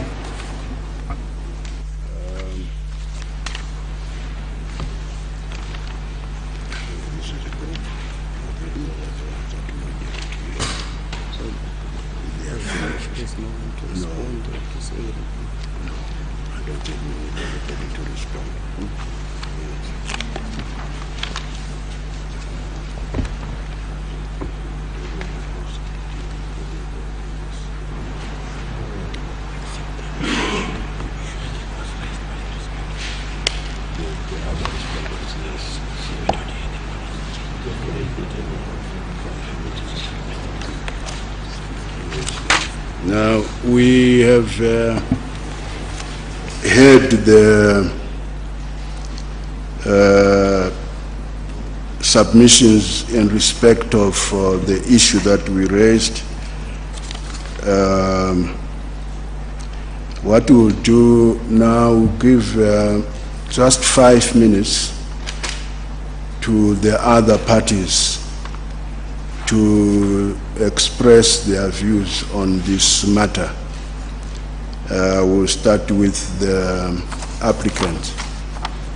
5 minutes, please, so that we move on.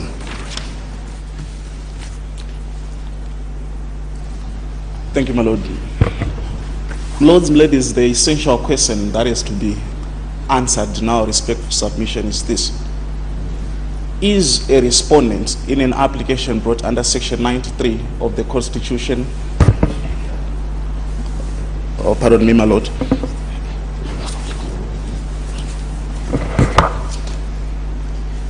is a respondent in an application brought under Section 93 of the Constitution confined to opposing the application? I must make the point to begin with that an application brought under Section 93 is not an election petition. The Constitution relates to either a petition or an application. The rules then narrow that down to an application. Now, once we start talking about an application, the essential difference between a petition and an application is that in a petition, you deal with the declared winner. In an application, you deal with interested parties.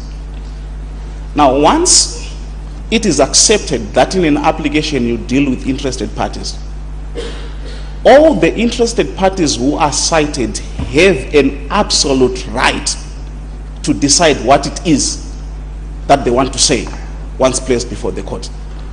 The position taken, or the point taken by the first respondent, in respect of which the 23rd respondent joins itself in chorus, is with respect clearly faulty.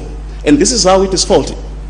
It means a respondent in an application brought under section 93 cannot consent to the relief that is sought. Whilst it is true that in terms of Rule 16, the form which is CCZ1 invites a respondent to oppose if they are so inclined, it does not debar them from consenting to the relief sought. So at the end of the day, the question which in our respectful submission ought to be answered is whether there is any basis, either in the Constitution or in first principle, for saying to a respondent, if you are brought to court, your sole purpose or the only position that you can take is an opposition. But that, with respect, there is no warrant for that in our submission.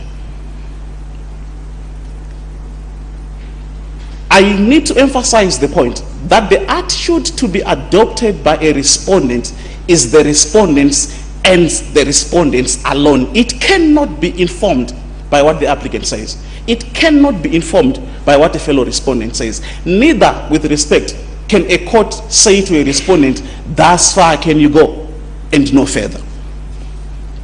I also wish to make the point that consenting to an application is not bringing an application.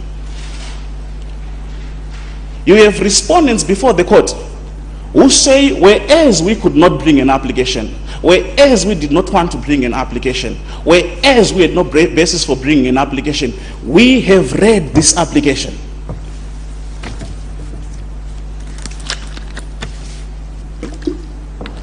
And having read the application, we believe the applicant is not backing mad. We believe the applicant might be correct. There is nothing with respect that stops that from happening. Now there's an important issue that has been asked. What then happens when a respondent raises an issue which has not been raised by the applicant? Now I want to place two quick responses before the court. In terms of Rule 45 of the Constitutional Court Rules, which allows the court to make reference to the rules of the High Court, by Rule 235, if after an answering affidavit has been filed by an applicant, one of the parties takes the view that there is something before the court which merits an answer, an avenue is created in terms of Rule 235. And the avenue created in terms of Rule 235 allows an aggrieved respondent, allows a respondent who otherwise would be prejudiced to seek leave from the court for purposes of filing a document. I also wish to make the point that for practical purposes, and should the court believe that there is some ganging up, so it's an allegation that has been used, there is nothing that stops the court from saying the respondents who are not opposed to the application shall for purposes of argument be treated as applicants. Indeed, that was the approach taken correctly in our submission by Mafusire J in the Grandwell matter, where he said we'll treat you as an applicant, but with the important rider that you are deprived of the right to reply. So that would be the only practical way out. Ultimately, this issue goes to the question of the right to be heard. Have you not? I understand. Right. One Sorry. My Lord, can I get 30 more seconds because of the intervention? You are still within your time. I'm sorry. You may proceed. Lord, ultimately this goes to the right to be heard. By the Constitution, by Scripture, by all standards that pertain to the resolution of mortal disputation, anyone who has an interest in the matter has the right to be heard. And the right to be heard rings ever so loud, particularly when that person wants to say things which are unpalatable. So I close.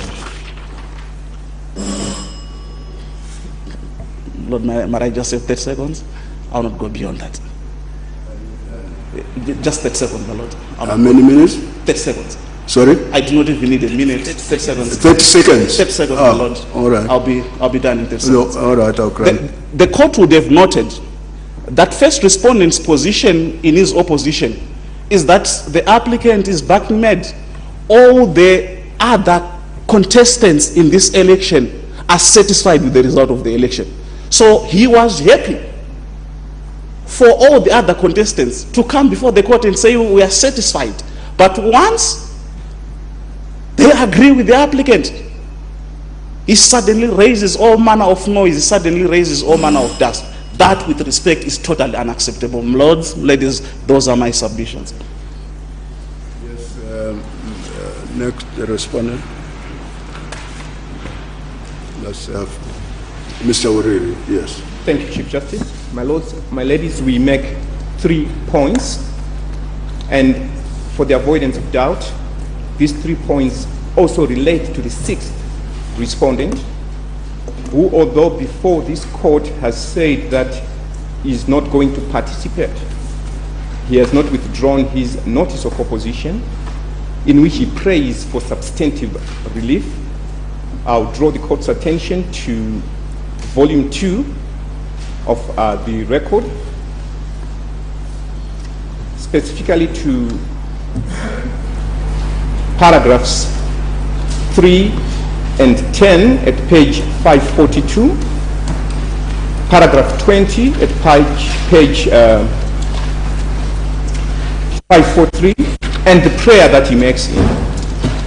We submit that any decision that the court makes in this regard must also relate to the 6th respondent's notice of opposition. Sorry, can you repeat those, Mr. O'Reilly? Yes, my lord. I refer to 542, paragraphs 3, paragraphs and paragraph 10.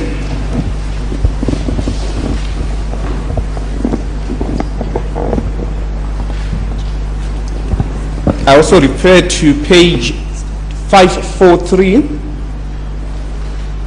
paragraph 20, and the closing prayer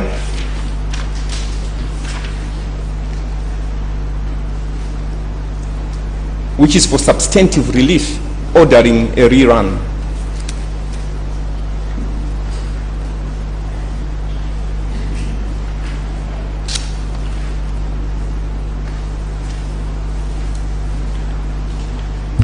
My lords, my ladies, we make 3 points. The first is that the purpose of a notice of opposition is to oppose. The second is that substantive relief cannot attach to a notice of opposition.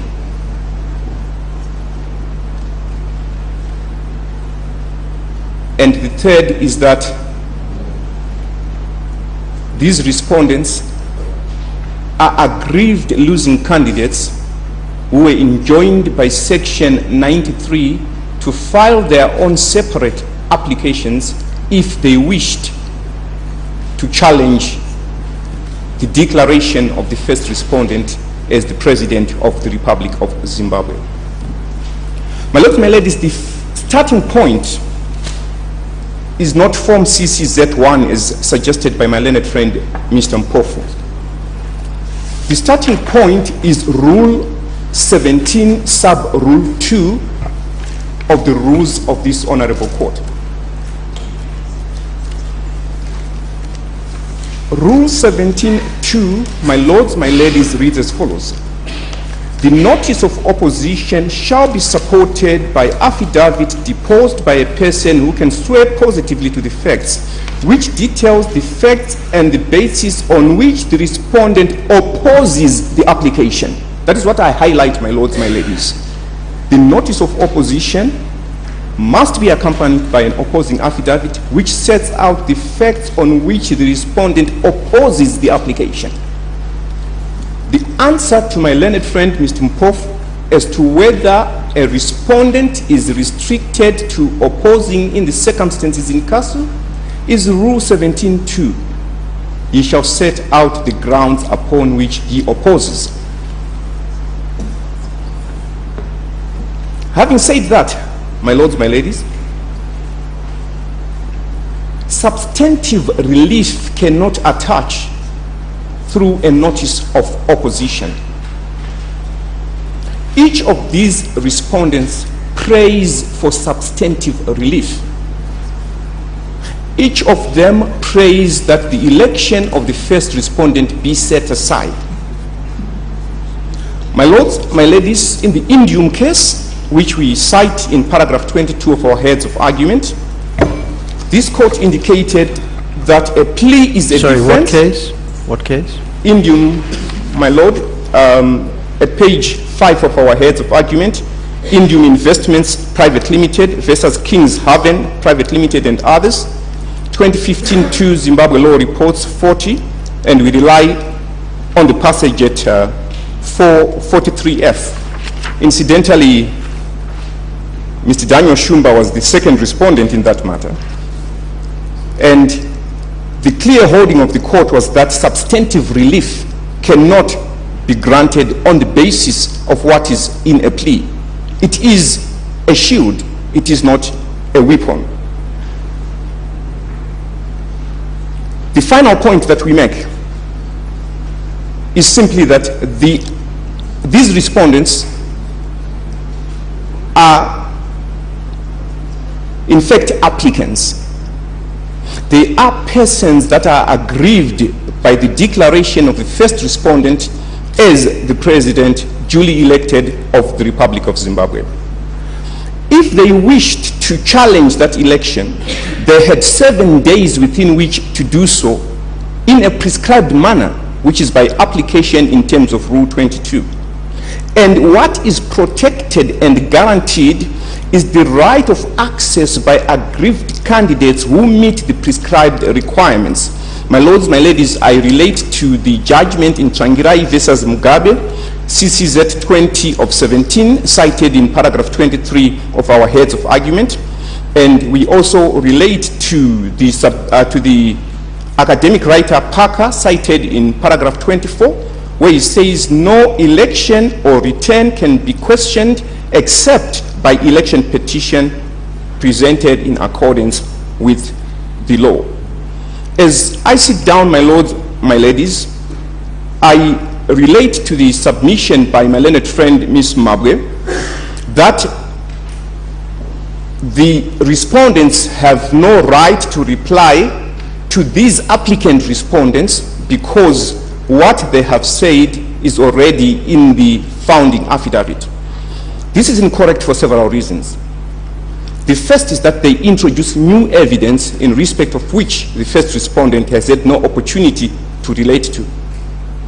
The second is that that submission is akin, my lords, my ladies, to suggesting that a plaintiff who testifies, my lord, the Chief Justice, if I could have 2 minutes to wind up. As it pleases, okay, my lord. Yes. It's akin to suggesting that a plaintiff who testifies and then calls a witness to corroborate that, that plaintiff, the corroborating witness cannot be cross-examined because the plaintiff has been cross-examined. That is contrary to principle.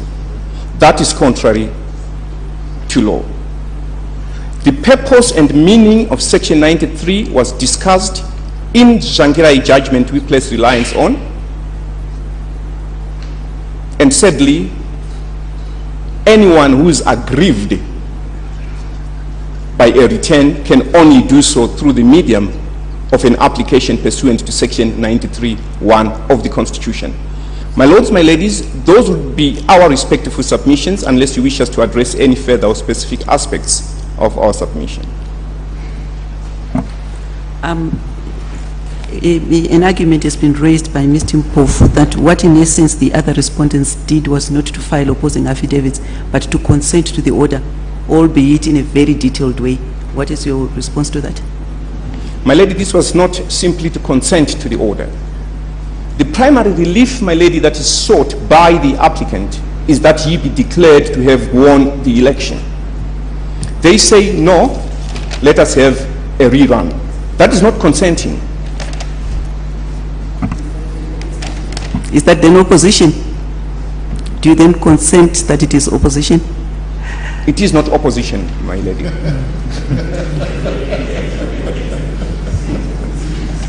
What about the submission by Mr. Manjengwa that the 17th respondent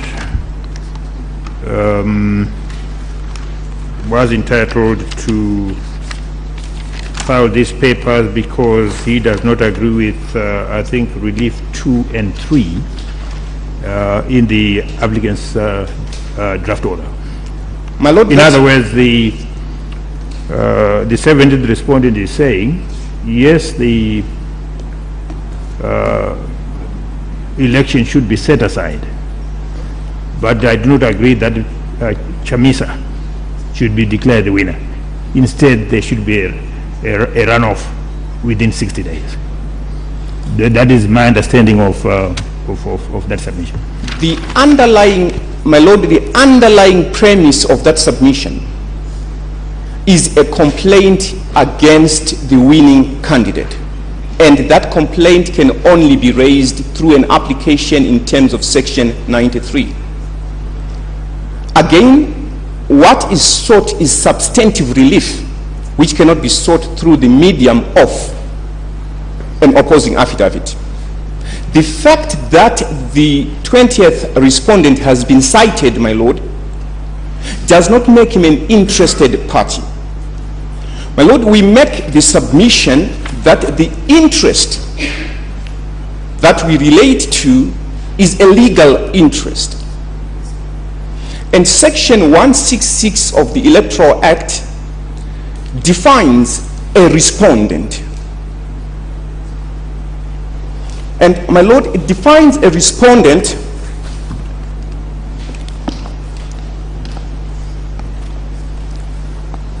in the following terms. In this part, respondent means the president, a member of parliament or councillor whose election or qualification for holding the office is complained of in an election petition. The meaning and purpose of this section was related to by Kujiga J in Simbarashe versus Zimbabwe Electoral Commission and another, 2008, 1ZLR 342.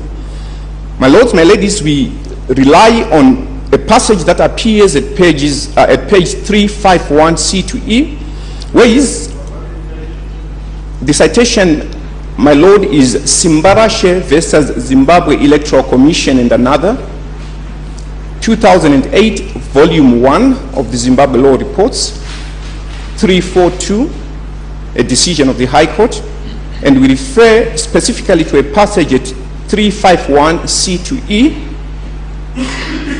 where Mr. Justice Kujiga says, and I quote, "The aim and object of defining respondent in this limited fashion appears from the very nature of an election petition.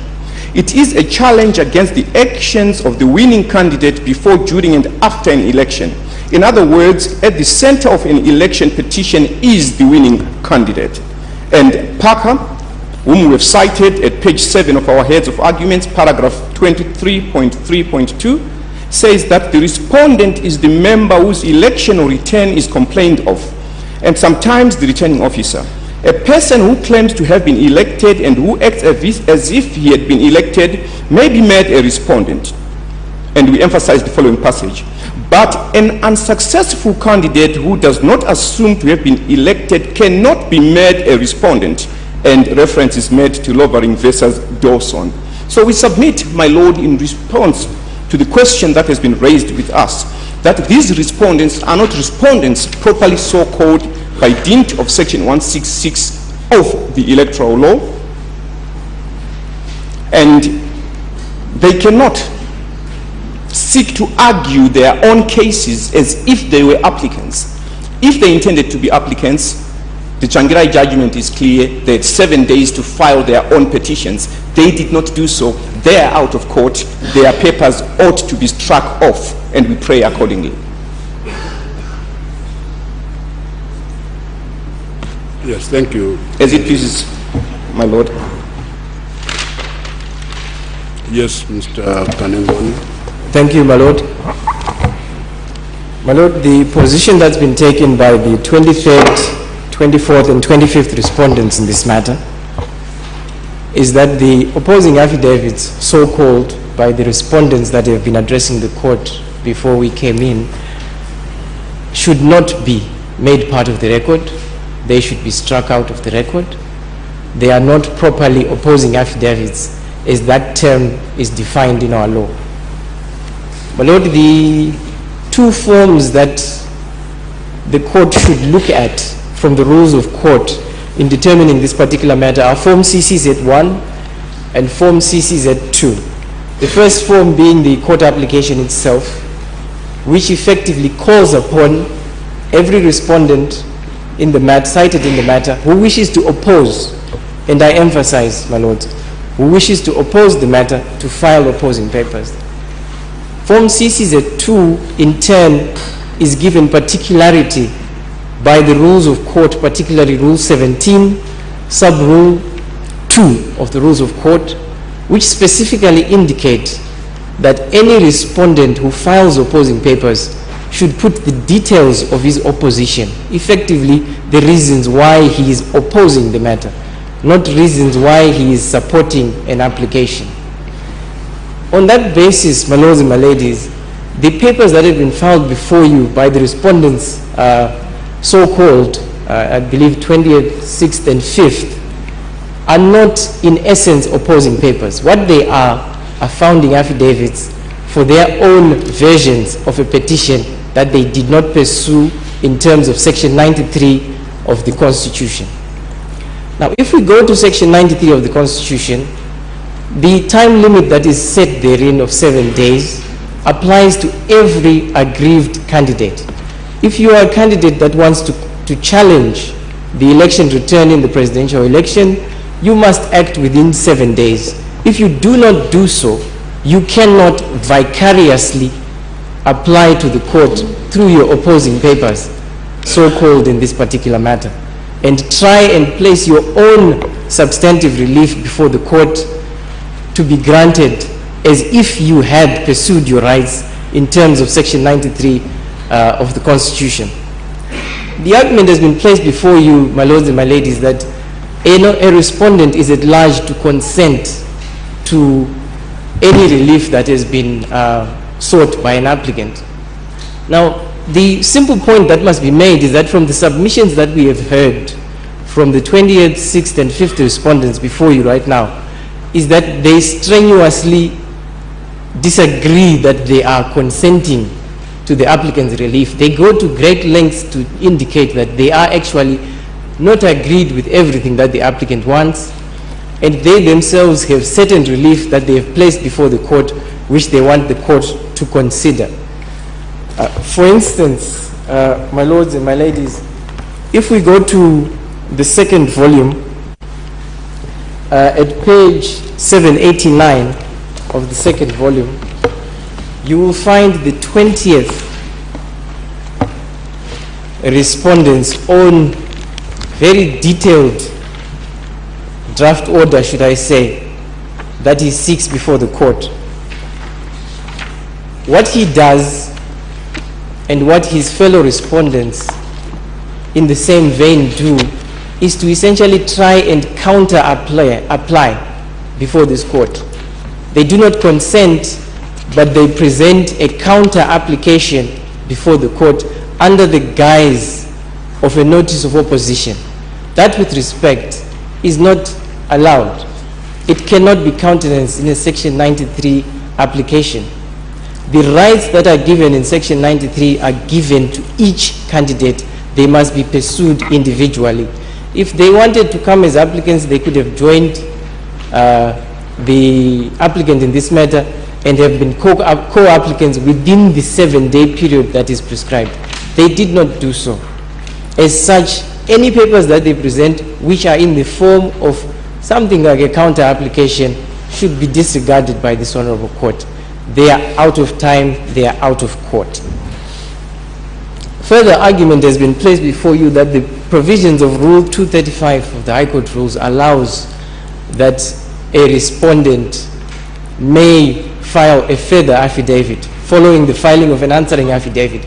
But the The difficulty with that submission is that it relates to answering new issues that have arisen in an applicant's answering affidavit. They do not relate to respondents inter se. Respondents cannot respond to another respondent's opposition as if it is an answering affidavit. The moment the necessity of that arises, then a question must be asked as to whether what has been filed as opposition is in fact opposition, if it requires a fellow respondent to now address it as if you are now addressing another applicant that has filed papers before the court. This characteristic effectively belies the true nature of the papers that have been filed by the 20th, the 5th, and the 6th respondent in this matter. They are founding papers.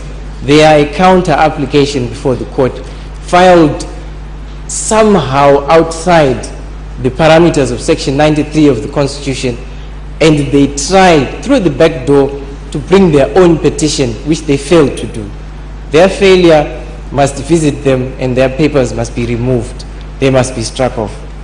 My lords and my ladies, those are would be our submissions on the issue of the various affidavits that have been filed by the 20th, 5th, and 6th respondent, and I believe the 17th as well.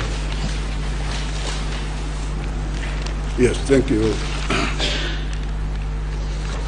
Is there any other respondent who would seek to respond? I think we are done now. I will just give the 4 respondents just 5 minutes if you are really dying to make a reply to what has been said by the other respondents. That is if you really feel that you would want to say something.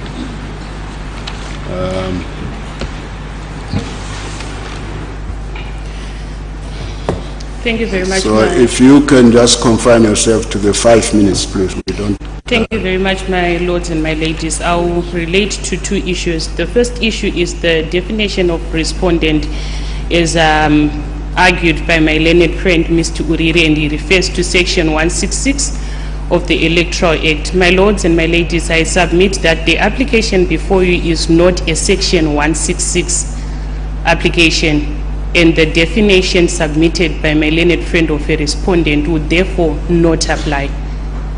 The application before you is a Section 93 application. I come to the Section 93. The submission also made by my learned friend is that the starting point is Rule 23 of the rules of this Honorable Court. I submit that the starting point is rather Section 69 of the Constitution of Zimbabwe, which section guarantees to every citizen the right to a fair hearing. And once a citizen has been brought before the court as a respondent, their right cannot be taken away, and the court should interpret its rules so as not to take away a right that is constitutionally entrenched. Unless there are other issues, those will be my brief submissions. Yes, thank you. Mr. Chumba, do you have anything? You don't have to. If you feel strongly you want to say something, you are free to do so. No, my lord, except that the first respondent is trying to import the 6th respondent whom you have already excused from the court. Thank you.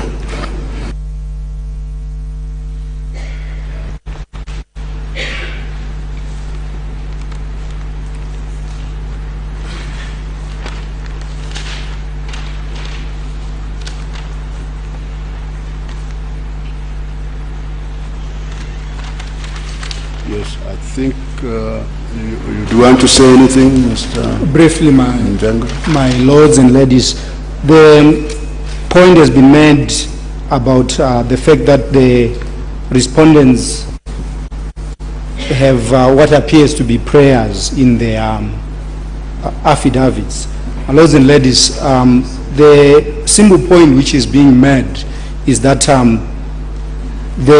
whilst we are opposed to the application, we know that this honorable court is at large to make whatever order it may make. And we express that based on our knowledge, this would be the appropriate order that this honorable court can make. It does not detract from the fact that we are opposed to that which brings the applicant before this honorable court, and certainly cannot form a basis for us to be non-suited. That would be my brief response.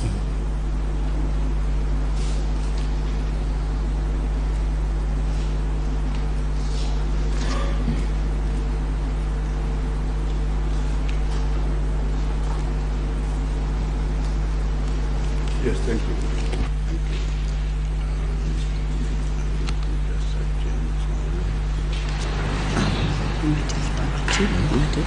Minutes, 15 minutes, 20 minutes, then we can round it up. Just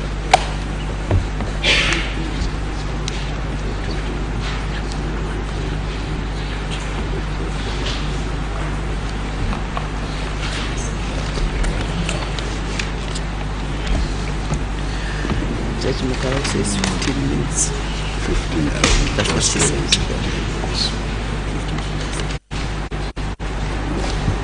Yes, thank you. We have come to the end of this segment of the proceedings. What is left now is for the court to retire, deliberate on the submissions made, and come back after 20 minutes, at 20 minutes exactly, and deliver our judgment on this aspect of the preliminary issue. I thank you. The court.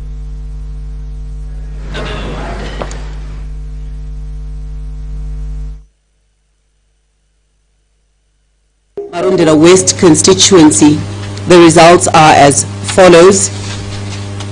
Maslin Kunaka of the Zimbabwe Partnership for Prosperity Party received 597 votes. Maishureva Amon of the MDC Alliance received 5,400 votes. Mari Adam of the People's Rainbow Coalition received 69 votes. Mavunga Richard Godfrey, an independent, received 559 votes. Utokwani Chivero Stanley, an independent, received 90 votes. Muchetwa MacDonald of the MDCT received 368 votes. Mukanya Idzesipiwe Elizabeth of ZANU-PF received 7,619 votes, and accordingly Mukanya Idzesipiwe Elizabeth of ZANU-PF party is hereby declared duly elected member of the National Assembly for Marondera West constituency.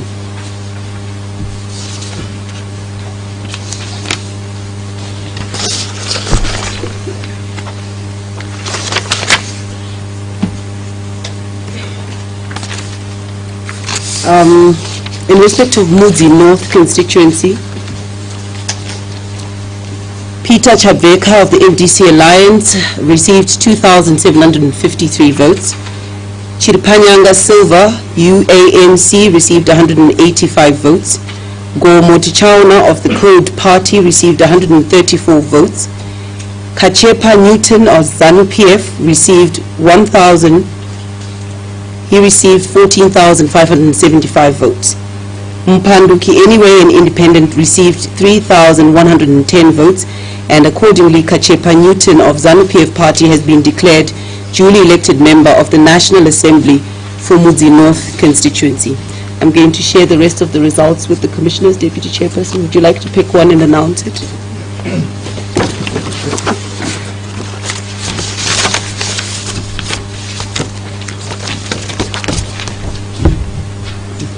Here we go, Chair.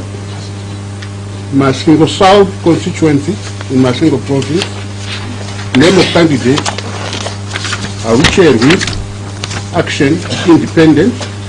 Votes received 815. Magure Knowledge DZA 500 votes. Makota Justin MDC Alliance 2,353 votes. Maronga Claudius ZANU PF 9,228 votes. Matongo Love Mo MDC Alliance 1,443 votes. Mavaire Tawanda PRC 2,545 votes. Senda Simon UDA 141 votes. Accordingly, Maronga Claudius of ZANU PF party has been duly declared elected member of the National Assembly for Masvingo South constituency.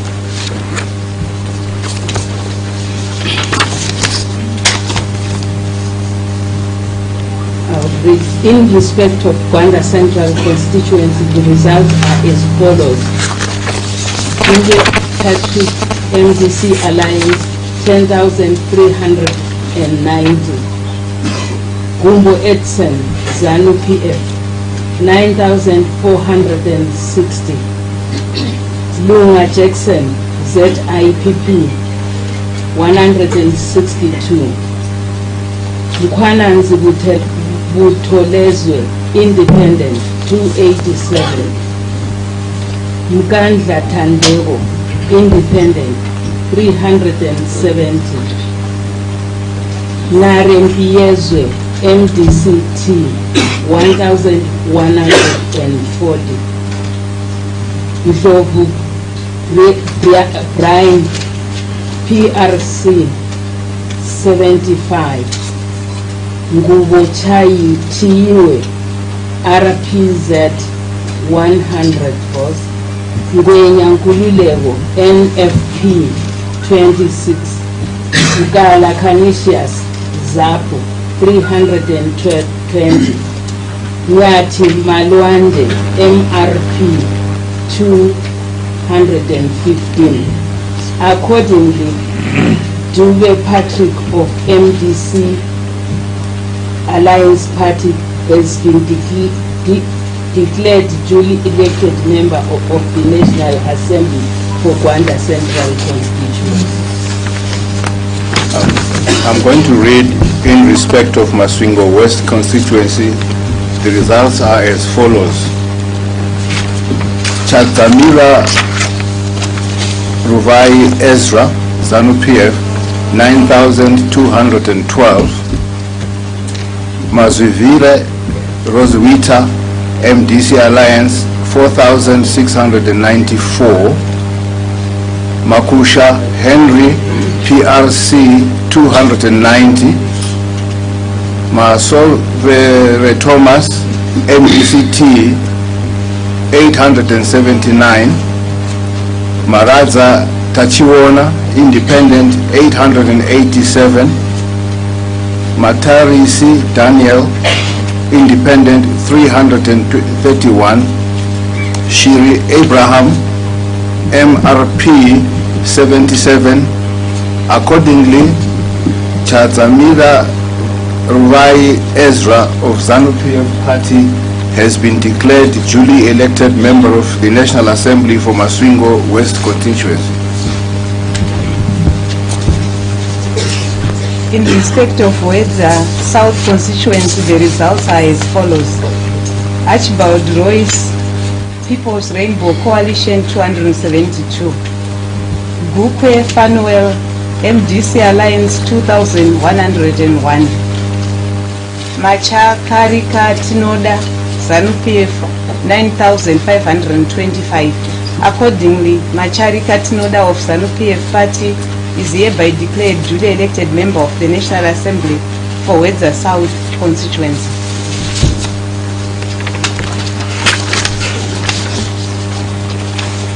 In respect of Chiret East National Assembly constituency, the results are as follows. Makuni Shua of MDC Alliance, 3,889. Masia Genford, of ZANU-PF, 11,052.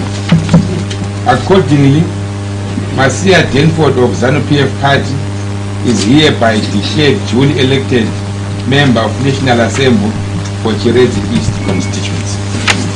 I'd like to thank the commissioners and to advise you that this is just 7 constituencies out of the 210 constituencies that we have, and that as and when the results trickle in, we will come in and announce them to you. And again, before I leave, I would like to appeal to you to bear with us for the simple reason that these are harmonized elections.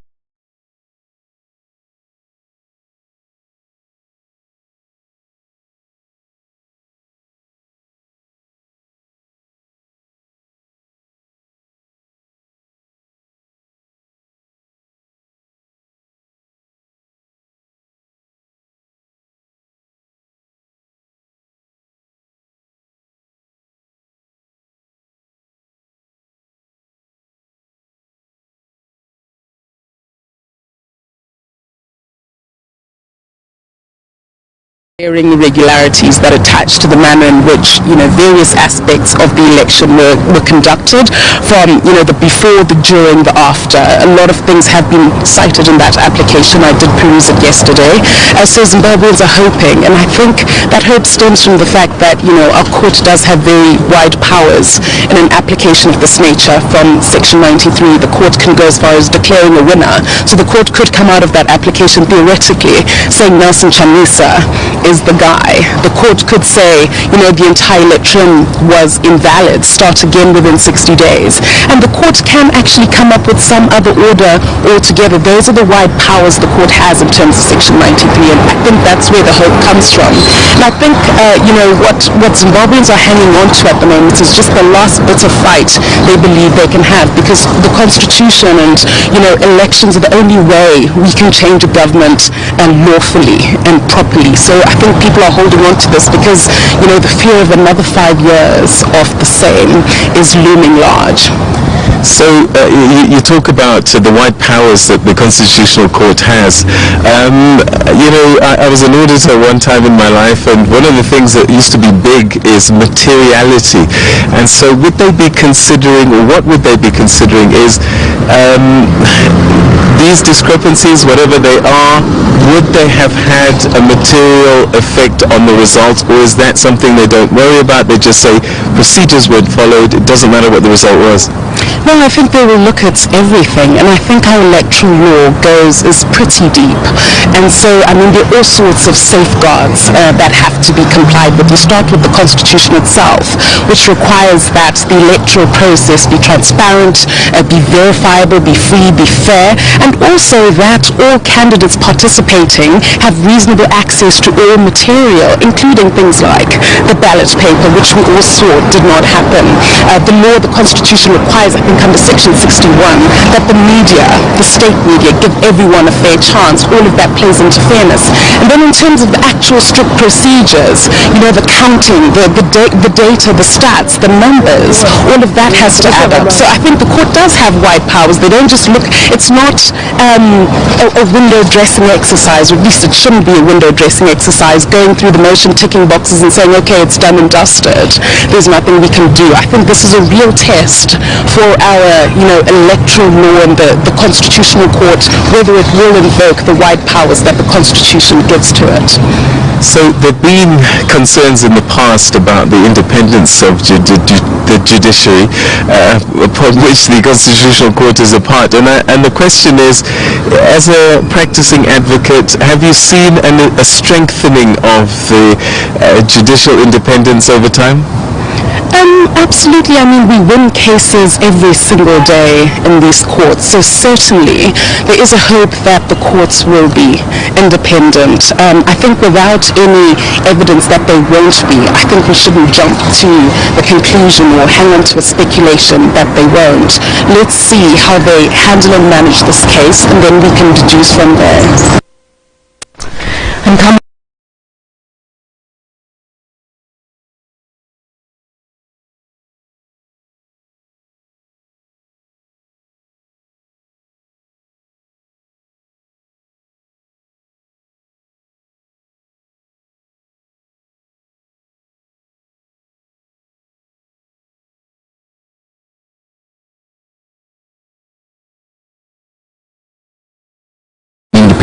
commission to investigate what transpired. I think that's still the same line that will be adopted. I don't foresee a situation where there'll be some public reprimanding of the security forces, and in particular on such a platform which is a national celebrated day.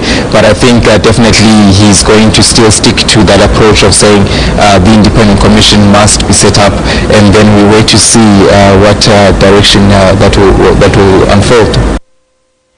And we're going to stay in Zimbabwe. SABC News spoke to Zimbabwean lawyer advocate Fadzai Mahere, who shed some more light on the Zimbabwean plebiscite legal battle and the possible outcome of that challenge.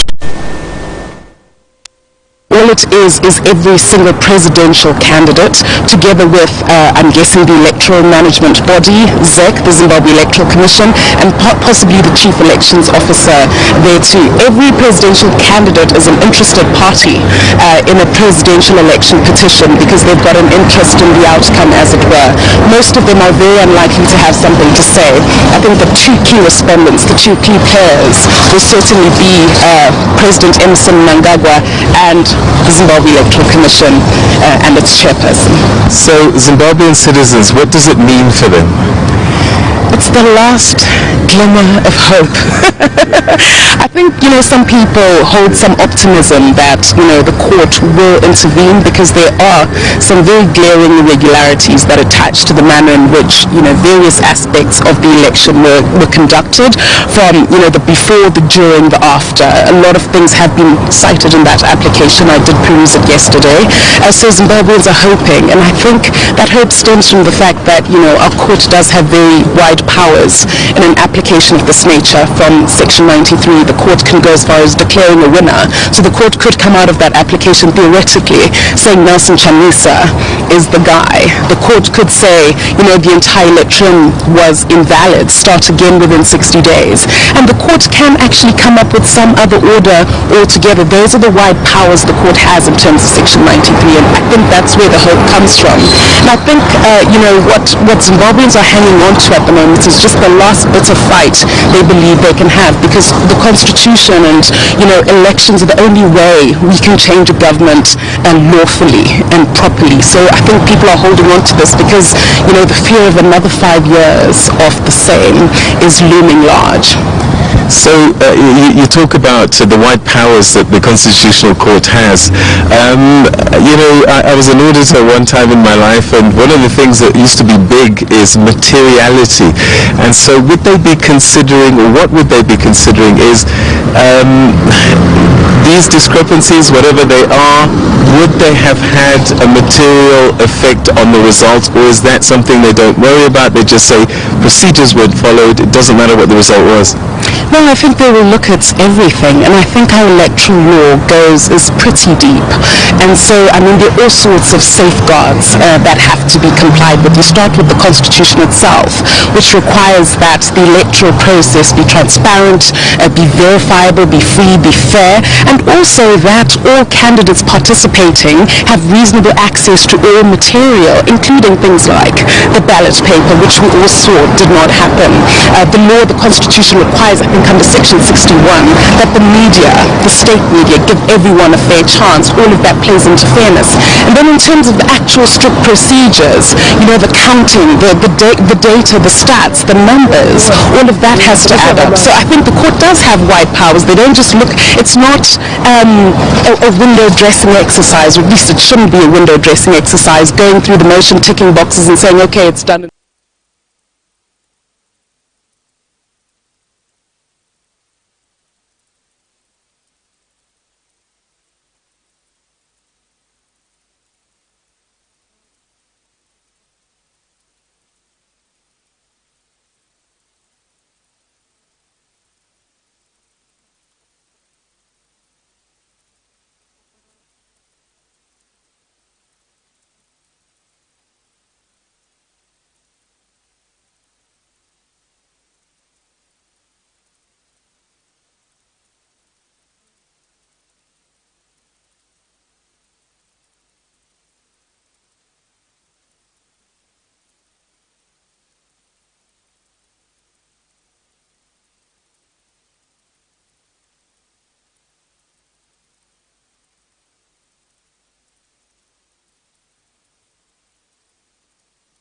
votes. The provincial percentage poll is 84.8%. Thank you. If I could just say thank you to Commissioner Joyce Kazembe, who superintends Mashonaland West Province. That brings our results from the 10 provinces to a close. I'm going to say a few words and then I will make the declaration as to who has won the 2018 harmonized election results as a presidential candidate. The Zimbabwe Electoral Commission is pleased to announce that it has finished ascertaining the result for the presidential election and is ready to present it to the nation. Before I proceed to present the result, let me take this opportunity to thank the Zimbabwean population for the support and patience provided and exhibited while the Commission was performing its statutory duty.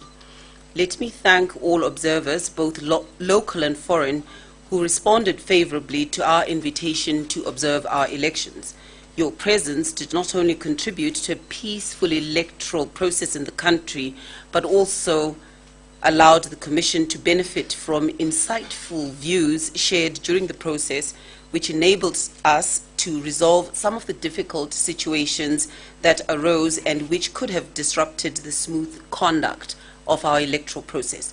I would like to thank all my fellow commissioners and all the Zimbabwe Electoral Commission staff, including seconded staff who worked tirelessly throughout to ensure the success of the 2018 harmonized elections. We also wish to thank all of our cooperating partners for the sterling support rendered throughout the process, without which it would not have been possible to undertake some of the crucial activities in our electoral process. We would also want to thank the Zimbabwe government for providing both financial and other resources which enabled the Commission to fulfill its constitutional mandate. It would be remiss of me to leave out our sister commissions, the Chapter 12 commissions, the Zimbabwe Republic Police, for sterling work done, civic society organizations, all of whom our peaceful process would not have been possible if they had not assisted us. Last but not least, let us not lose sight of the fact that the election is about each and every individual voter. And I would like to thank each and every individual voter who took time out of their busy schedules to come and exercise their democratic and constitutional rights. We are, as a Commission, humbled by the support, cooperation, peace and tranquility that characterized the 2018 harmonized elections. May God bless this nation and its people. It is my most humble wish that we as Zimbabweans should continue in this spirit, the spirit that we had on election day, and that we should move on as a nation with this spirit. I would like to say again that the Commission deeply regrets the events of August 1, 2018, which resulted in unnecessary loss of life. As Zimbabwean citizens, we can do better in future to avoid such blemishes in critical electoral processes. This can only be possible when we learn to respect our constitution and the organizations that we have established for ourselves to preside over our processes. We would once again wish to express our sincere condolences to those who lost their loved ones in this unfortunate event. May I say to my fellow Zimbabweans that it is time to take our place in the international community and proceed to announce and declare as follows. Whereas it is provided by Section 110, subsection 2 of the Electoral Act, that where two or more candidates for the President are validly nominated, a poll shall be taken in each constituency for the election of a President. And whereas on the 14th of June 2018, 23 candidates were nominated for election to the office of President. And whereas a presidential election was conducted on the 30th of July 2018, and whereas the acting Chief Elections Officer has, in terms of Section 110, subsection 3, ascertained the result of the presidential poll, and they have been given to as follows. Busha Joseph Makamba, Free Zimbabwe Congress, total number of votes received 17,556, which is 0.4% of the poll.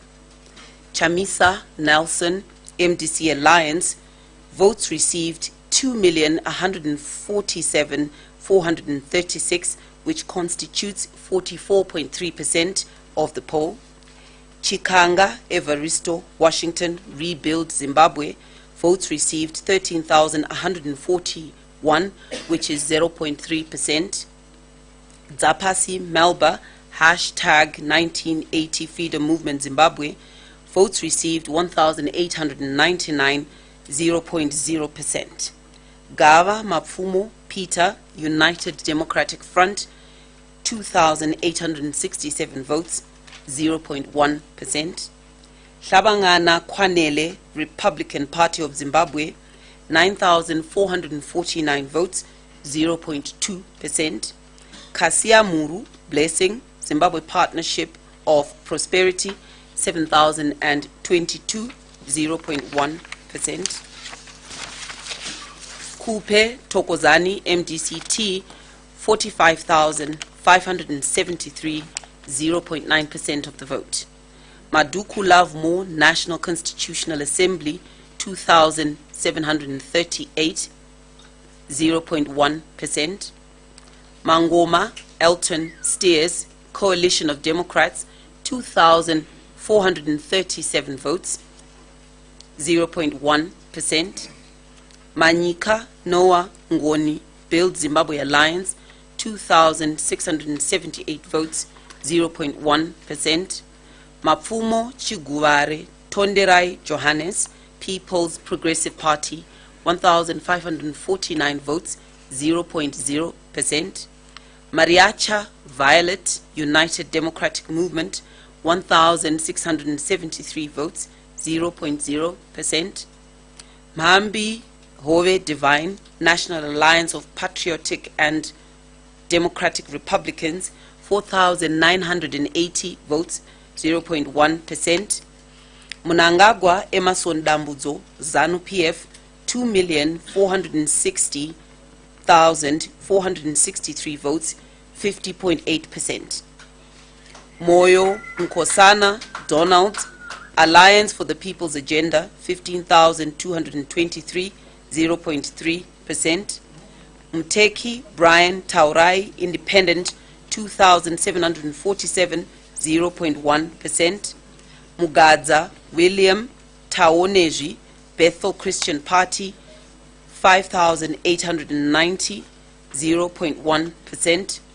Mujuru Joyce Teurai Ropa, People's Rainbow Coalition, 12,878, 0.3%.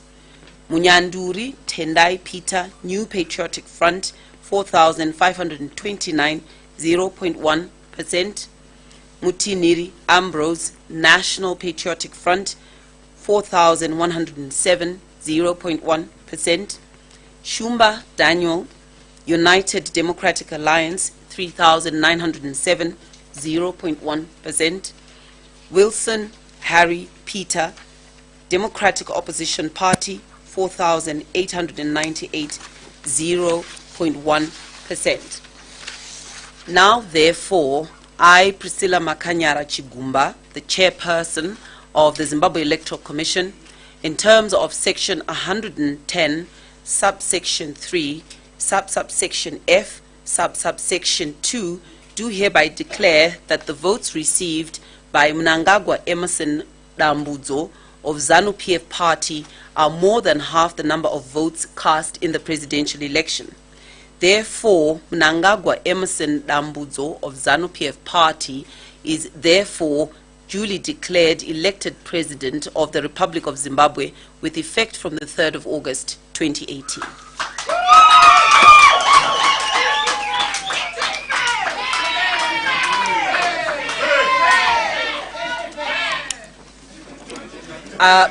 May I ask the Deputy Chairperson to give our final vote of thanks? Thank you, Judge. On behalf of the chairperson of ZEC, May I call the room? May I call the room to order, please? Thank you. Thank you. May I call the room to order? Thank you.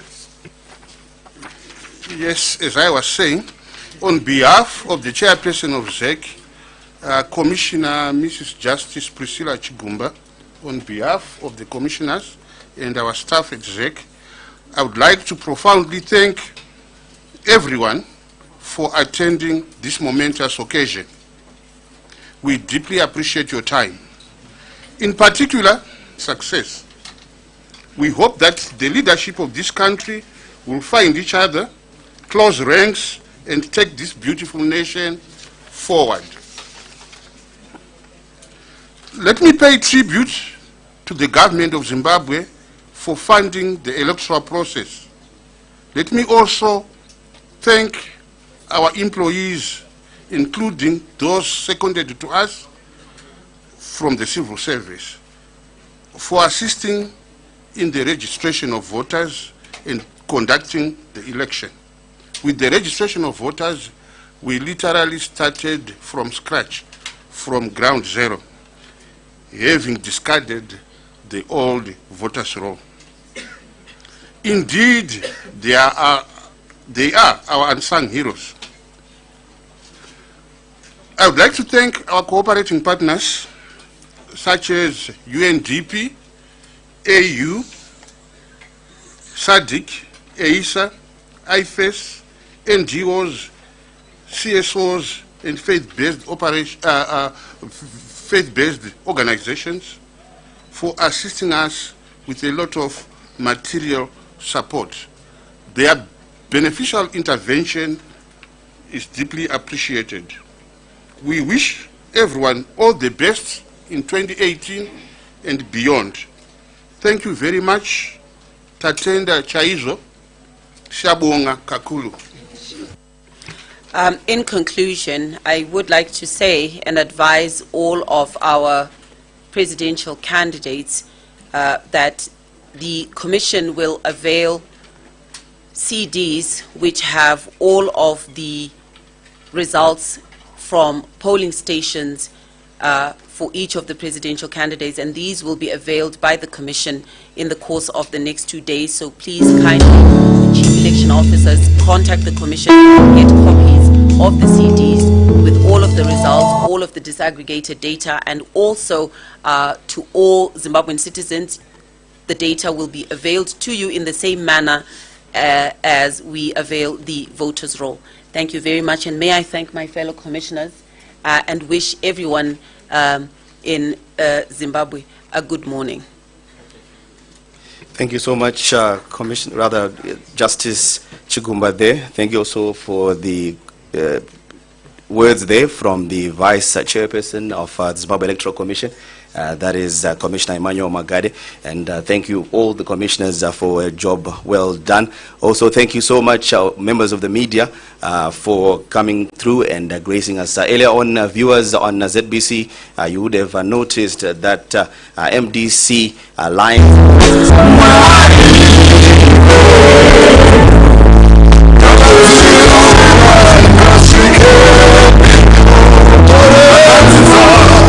that the papers filed by the 5th, 6th, 17th, and 20th respondents are not properly before the court.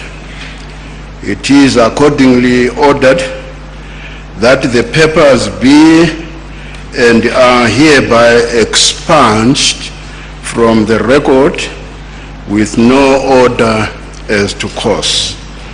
Reasons for the decision shall be contained in the main judgment. As it pleases the court.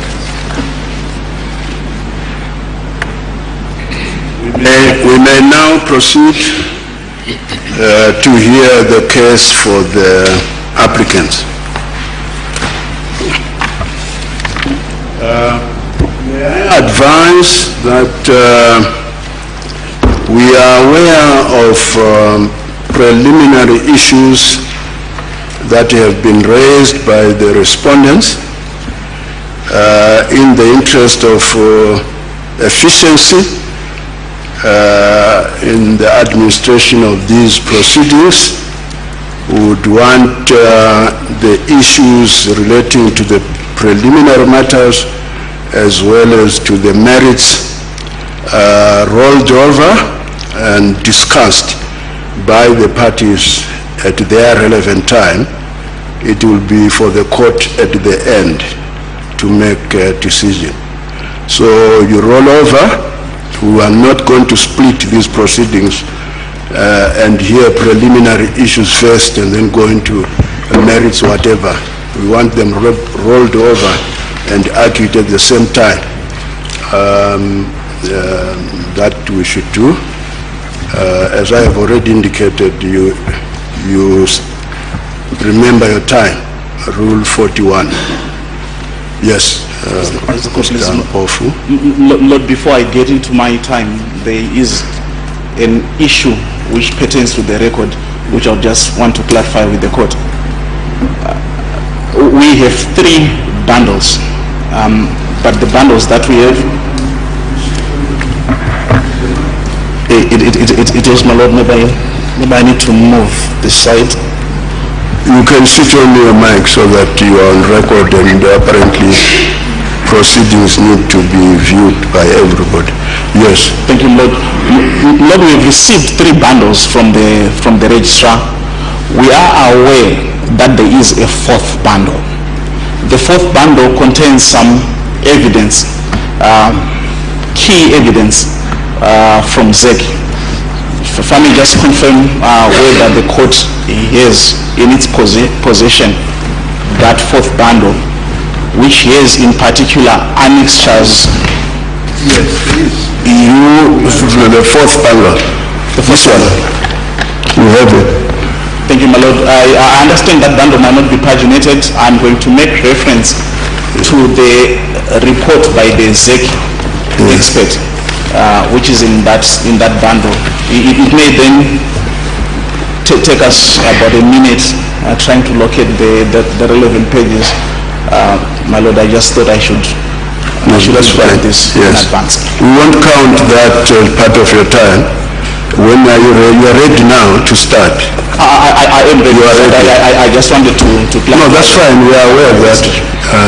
You may start. Thank you, my Lord. Because of the time constraints, I will not dwell much on the pre-election environment, but I need to make these points. Number 1, it is not disputed. In fact, the first respondent places evidence before the court, which shows a skewed media coverage environment. It is not disputed that the voters' roll, which was given to the applicant the day before the elections, is not the roll used during the elections. It is not disputed that the first respondent went about distributing goodies, and he calls it a presidential scheme. It is also not disputed that people were receiving SMSs from the first respondent and his party. Sorry, Mr. Prof, I don't want to interrupt you. What do you mean when you say it is not disputed? Because some of the issues that you are raising have actually been disputed and are an issue. So you may want to rephrase your submissions. Thank you, my lady. At the end of it, I guess the point that I'm making is that it is fact that goodies were distributed. It is fact that SMSs were sent. They try to come up with an explanation that is their own explanation. I do not wish to dwell on that. I intend to deal with the figures. My entry point has to be the fact that ZEC admits to making at least 5 errors. It says so in its expert report. It says so in the first paragraph. It repeats that in its conclusion. So it thereby accepts the expert criticism that has been placed before the court by the applicant in that regard. The key issue is that attacks the presumption of validity, which must ordinarily go with ZEC processes. Now, the results announced by ZEC have been disowned by ZEC. The results on the ZEC CD have been disowned by ZEC. Before this court, ZEC has placed a 3rd set of results. So the first results are wrong. The second results are wrong. The third results, as I'm going to show, are also wrong. But this is key. Who has verified the second results? Who has verified the third results? And I'll come back to that. So the declaration made by ZEC in terms of section 110 subsection 3 of the Electoral Act is based upon wrong results. That declaration being final, it can only be set aside by this court, and to the extent that ZEC accepts the incorrectness of that declaration, the matter is with respect resolved.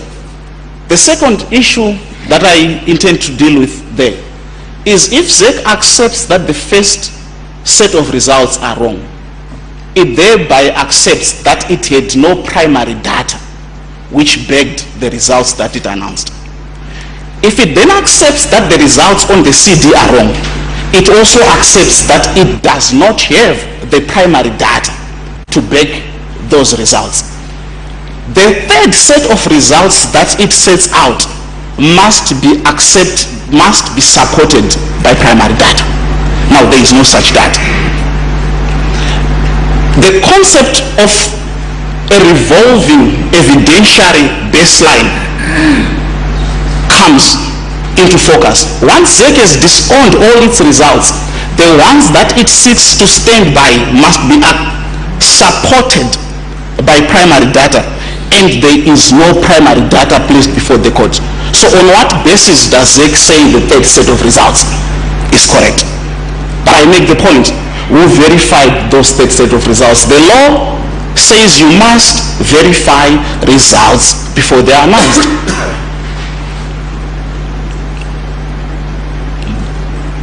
At page 51, Dr. Otumba makes the point that even on his analysis, page 51 of which volume? The first volume, my lady. He makes the point that even on ZEC's own declarations, the constituency returns do not tally with the figures announced by ZEC, and he's correct, because ZEC disowns all the results.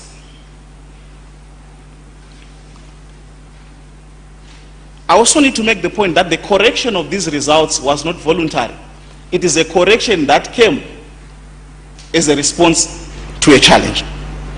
Now, can results be corrected after a declaration? The clear answer is a no, because the declaration is final in terms of section 110, particularly if the 5-day threshold has already been breached. Now, I proceed to deal with the concessions by ZEC, and I make reference in this regard to the expert report. If I may just ask the court to locate the expert report. I relate in this regard to paragraph 1.5. Paragraph 1.5 of the ZEC expert report. That's the fourth bundle. That one is not paginated. It is in the fourth bundle. And I hope the registrar is frozen my time.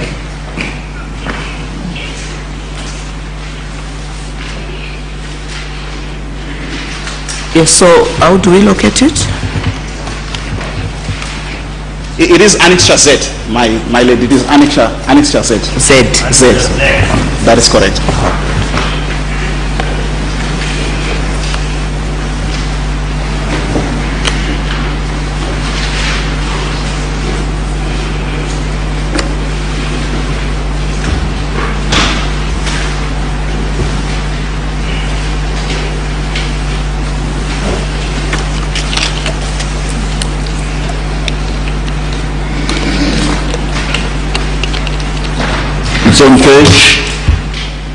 It's on page. No, it is not paginated. That should be the last annexure.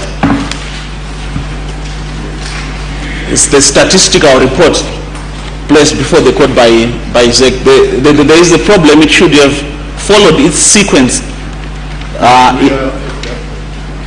Pardon, Lord? Annexure Z. We are at the page you are referring to. Thank you, my lord. If I may just ask for 30 seconds. All right. Their lordships are also still locating there. That's the affidavit by Dr. Mpambire. That is correct. He attaches a report, and it is that report, my lord, that I'm looking at paragraph 1.5.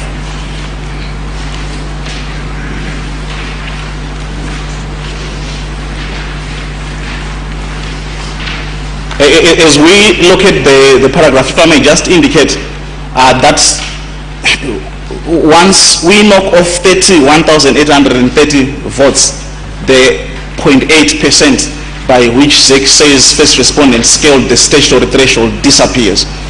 And so the figures that I will deal with in this regard will primarily deal with that issue.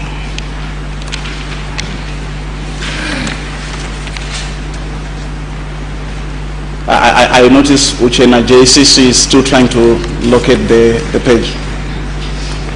Can I proceed, my lord?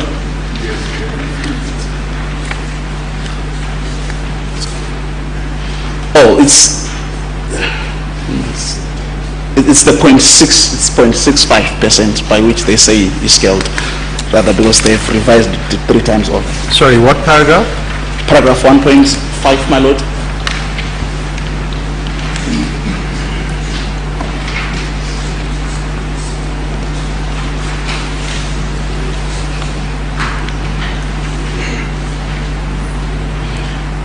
The paragraph headed net effect on presidential results.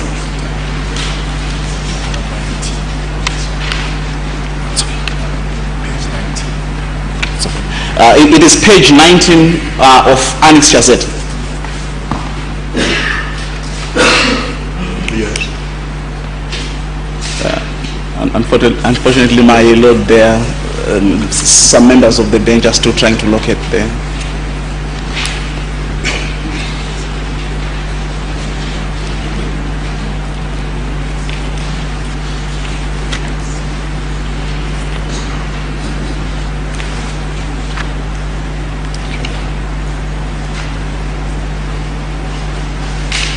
Don't know whether, ladies and lords, everyone has managed to locate the relevant passage so that I file. Yes. Thank you. Now, in paragraph 1.5, this is what the expert says. He says he has done a recalculation and he sees that 4,491 votes had been taken away from Chamisa. Not only were 4,491 votes taken away from Chamisa, but 4,453 votes were reduced from Mnangagwa. In other words, they'd been added to Mnangagwa. So the effect is that the gap is actually 8,944. The 4,000 and something by which Chamisa had gone down, and the 4,000 and something by which the first respondent had gone up. So a figure of 8,944 is accepted. Secondly, still in the same report, and I draw attention to paragraph 1.6.4, and I'm at page 24. There is a schedule showing the double collation of results. And this is what ZEC says. It accepts that in the Mbire constituency, the first respondent had unlawfully gained 2,293 votes. In the Rushinga constituency, he had unlawfully gained 5,410 votes. That is knocked off again from his tally. It produces a sum of 7,730. Plus 16,000 already, we over the halfway mark. Now let us go to the next issue. It is, what page is that? it is page 24, my lord. Page 24. That is correct. So from ZEC's own figures. What are the figures again? Can we have the figures again? The first set is 8,944. The second set is 7,730.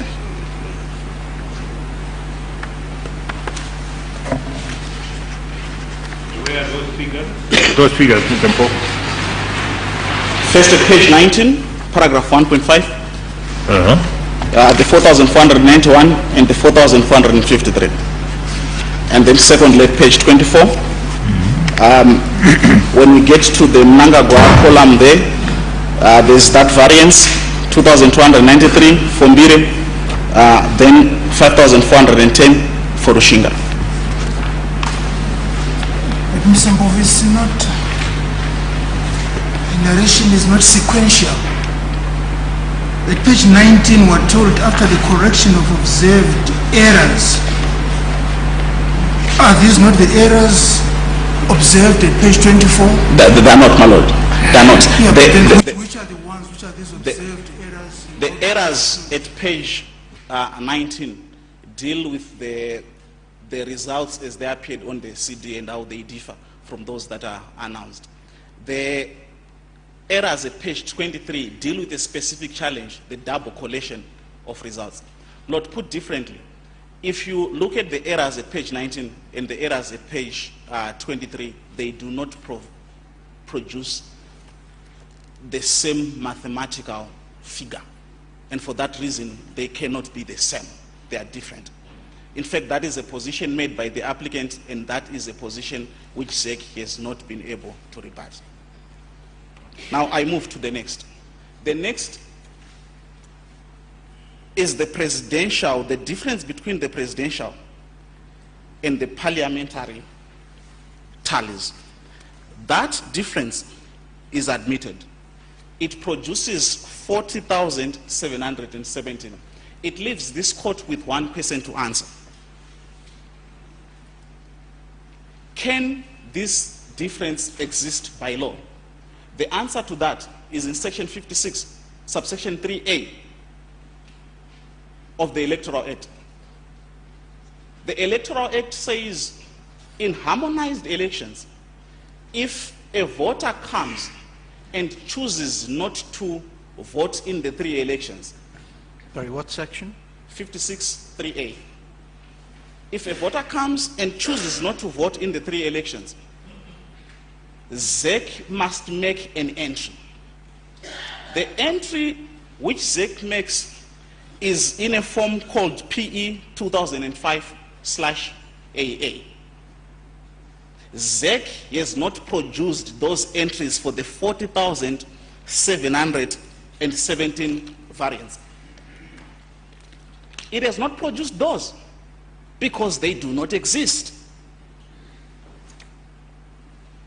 So that huge gap, so ably typified in Mutare North, has not been explained away.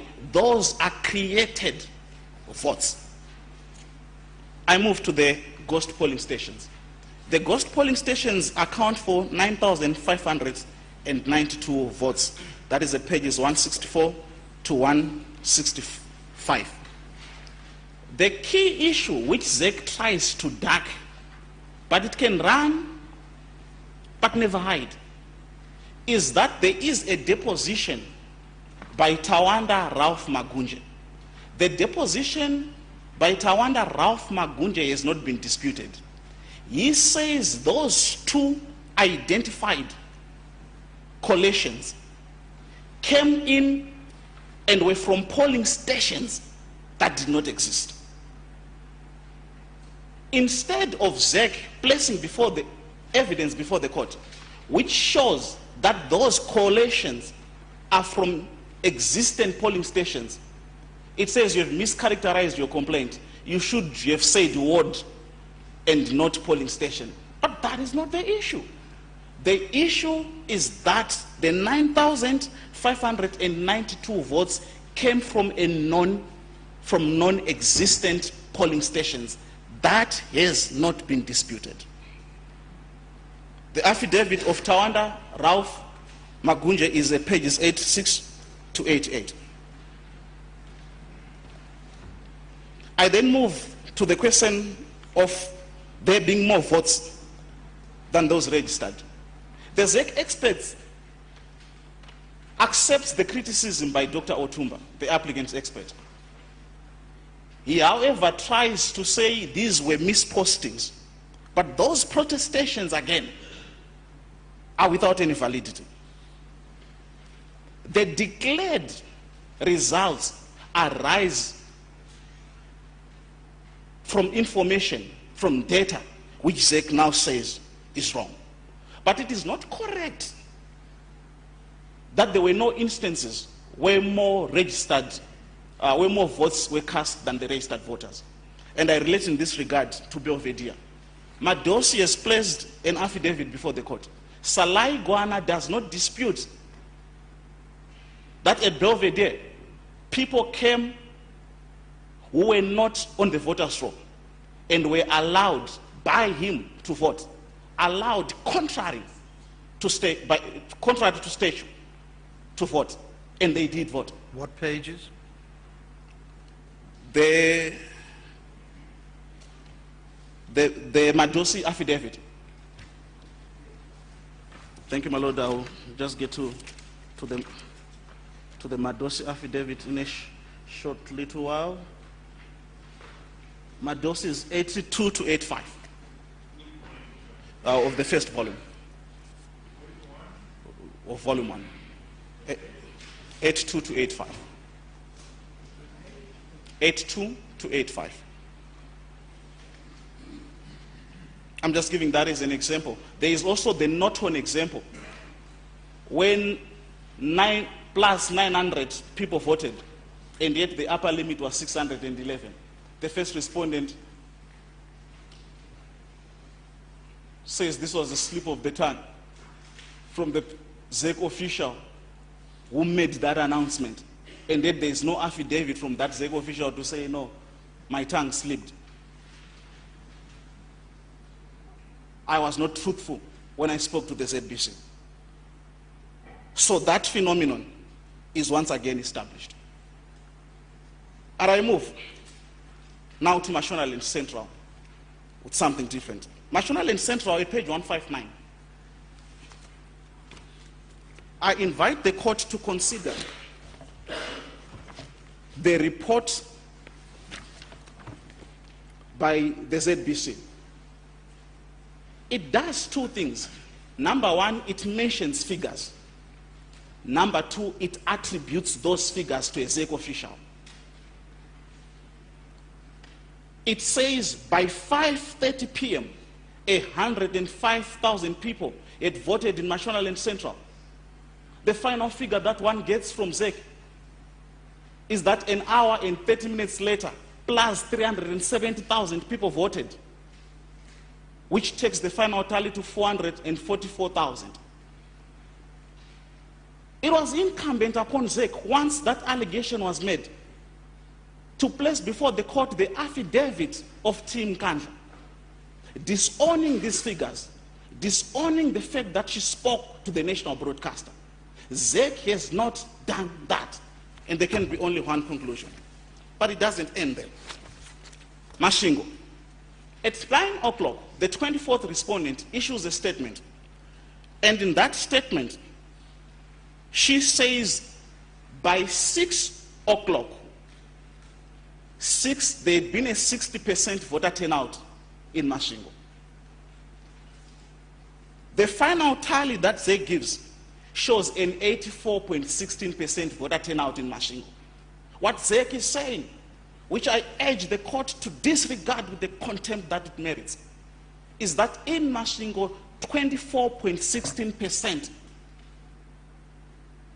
there was a 24.16% voter turnout in an hour. ZEC does not explain these figures away. I move to the question of the civil servants. It is asserted in two affidavits, Masaraure and Maopa, that there were 60,000 teachers who were involved in the ZEC processes, and that only 20,000 of those voted. ZEC responds by doing two things. Number one, it places affidavits of people who say, yes, we agreed to forego our right to vote. But then it doesn't place more than 20,000 affidavits before the court. Because it is at least accepted that 20,000 voted. So what ZEC must do is to show that those people who decided to forego their votes were more than 20,000. It doesn't do so. But secondly, the affidavits, particularly of Masarawe, says the day before the election, Kubani Moyo, Commissioner Kubani Moyo, indicated that a court order which had been granted by the High Court was not going to be complied with. Kubani Moyo has not placed an affidavit before the court refuting that. I need to make two quick points. The first is that once the High Court said ZEC had to allow the teachers to vote, ZEC had to do so. ZEC and the teachers could not vary a High Court order. I draw from CFU versus Muriro, which says by no lawful device can parties, even by their agreement, agree to vary a court order. But the second point that I make is one founded upon provisions of Section 92 of the Electoral Act. By statutory command, every employer, the state included, is obliged to ensure that its employees, his employees, her employees vote. So when ZEC comes to court and says we got into an arrangement which took away from the teachers their right to vote and they are fine with that, that is contrary to at least two precepts. Number one, a court order.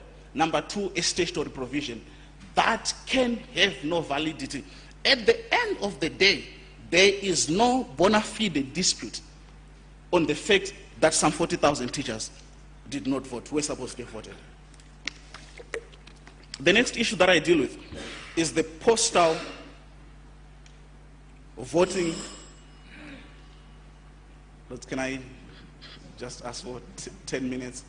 I would just like to finish dealing with the figures and say something briefly. How long do you want to take?